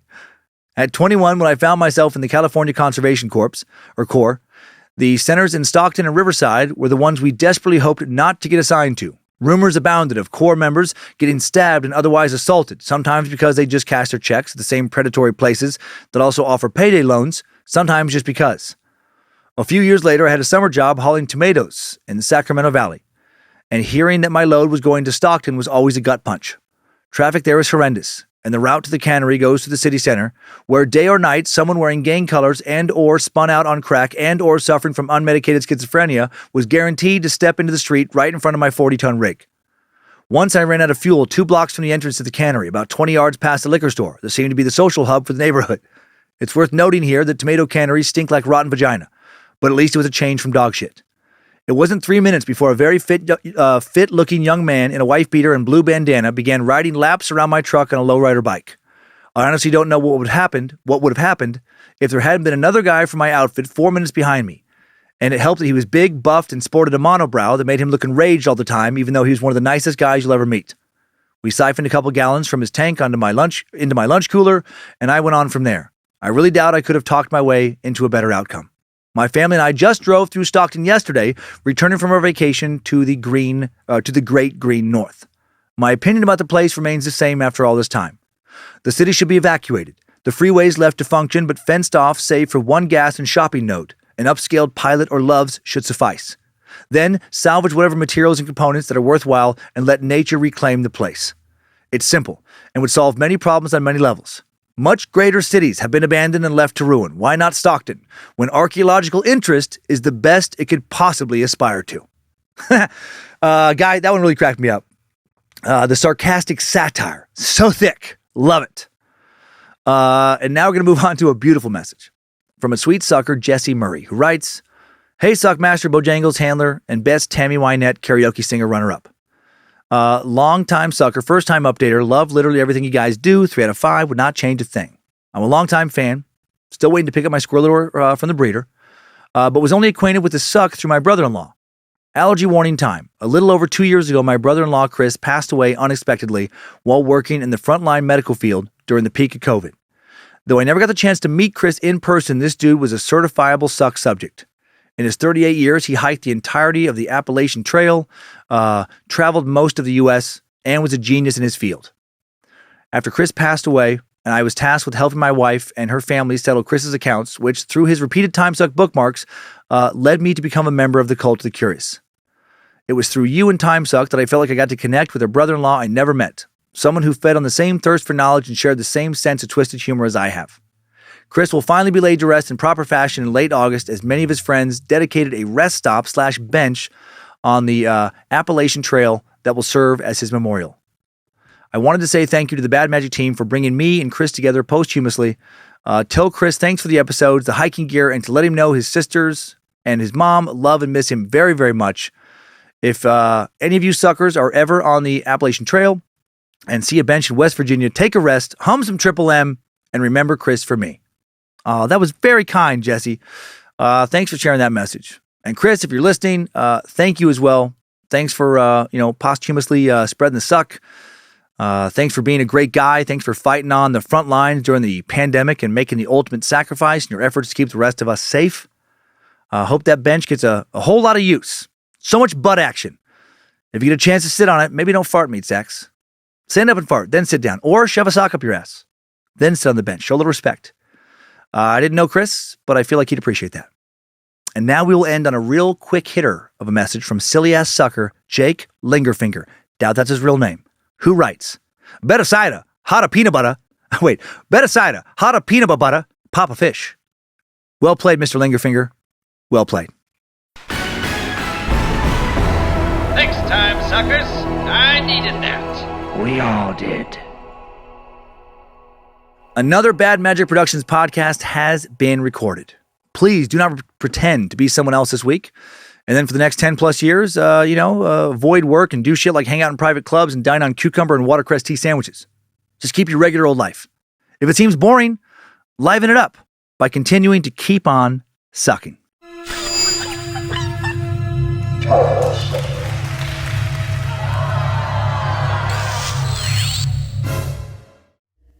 Bad Magic Productions.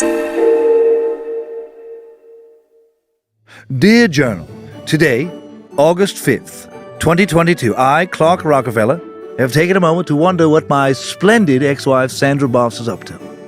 As I sit here after a meal of pigs in a blanket, all gratin potatoes and pudding and perhaps some green beans, I have to wonder what she and Snooks are up to. Oh, I bet she is lavishly spending tens of millions of dollars and probably, while I avoid my bunkmate, trying to penetrate my anus, probably having splendid, kind of grand peach Melba type sex that must be simply divine. On satin sheets while I sit here in my prison bunk, Snooks must be riding the fanciest cars and meeting the most wonderfully entertaining type of people while I talk mostly to LoJack and his friend, fucking skinhead guy. I'm not sure what I'm doing here, how I've messed up. I simply must get back to my $1 billion Canadian space company or something. Shit, this really sucks. This is not splendid, darling, not a bit.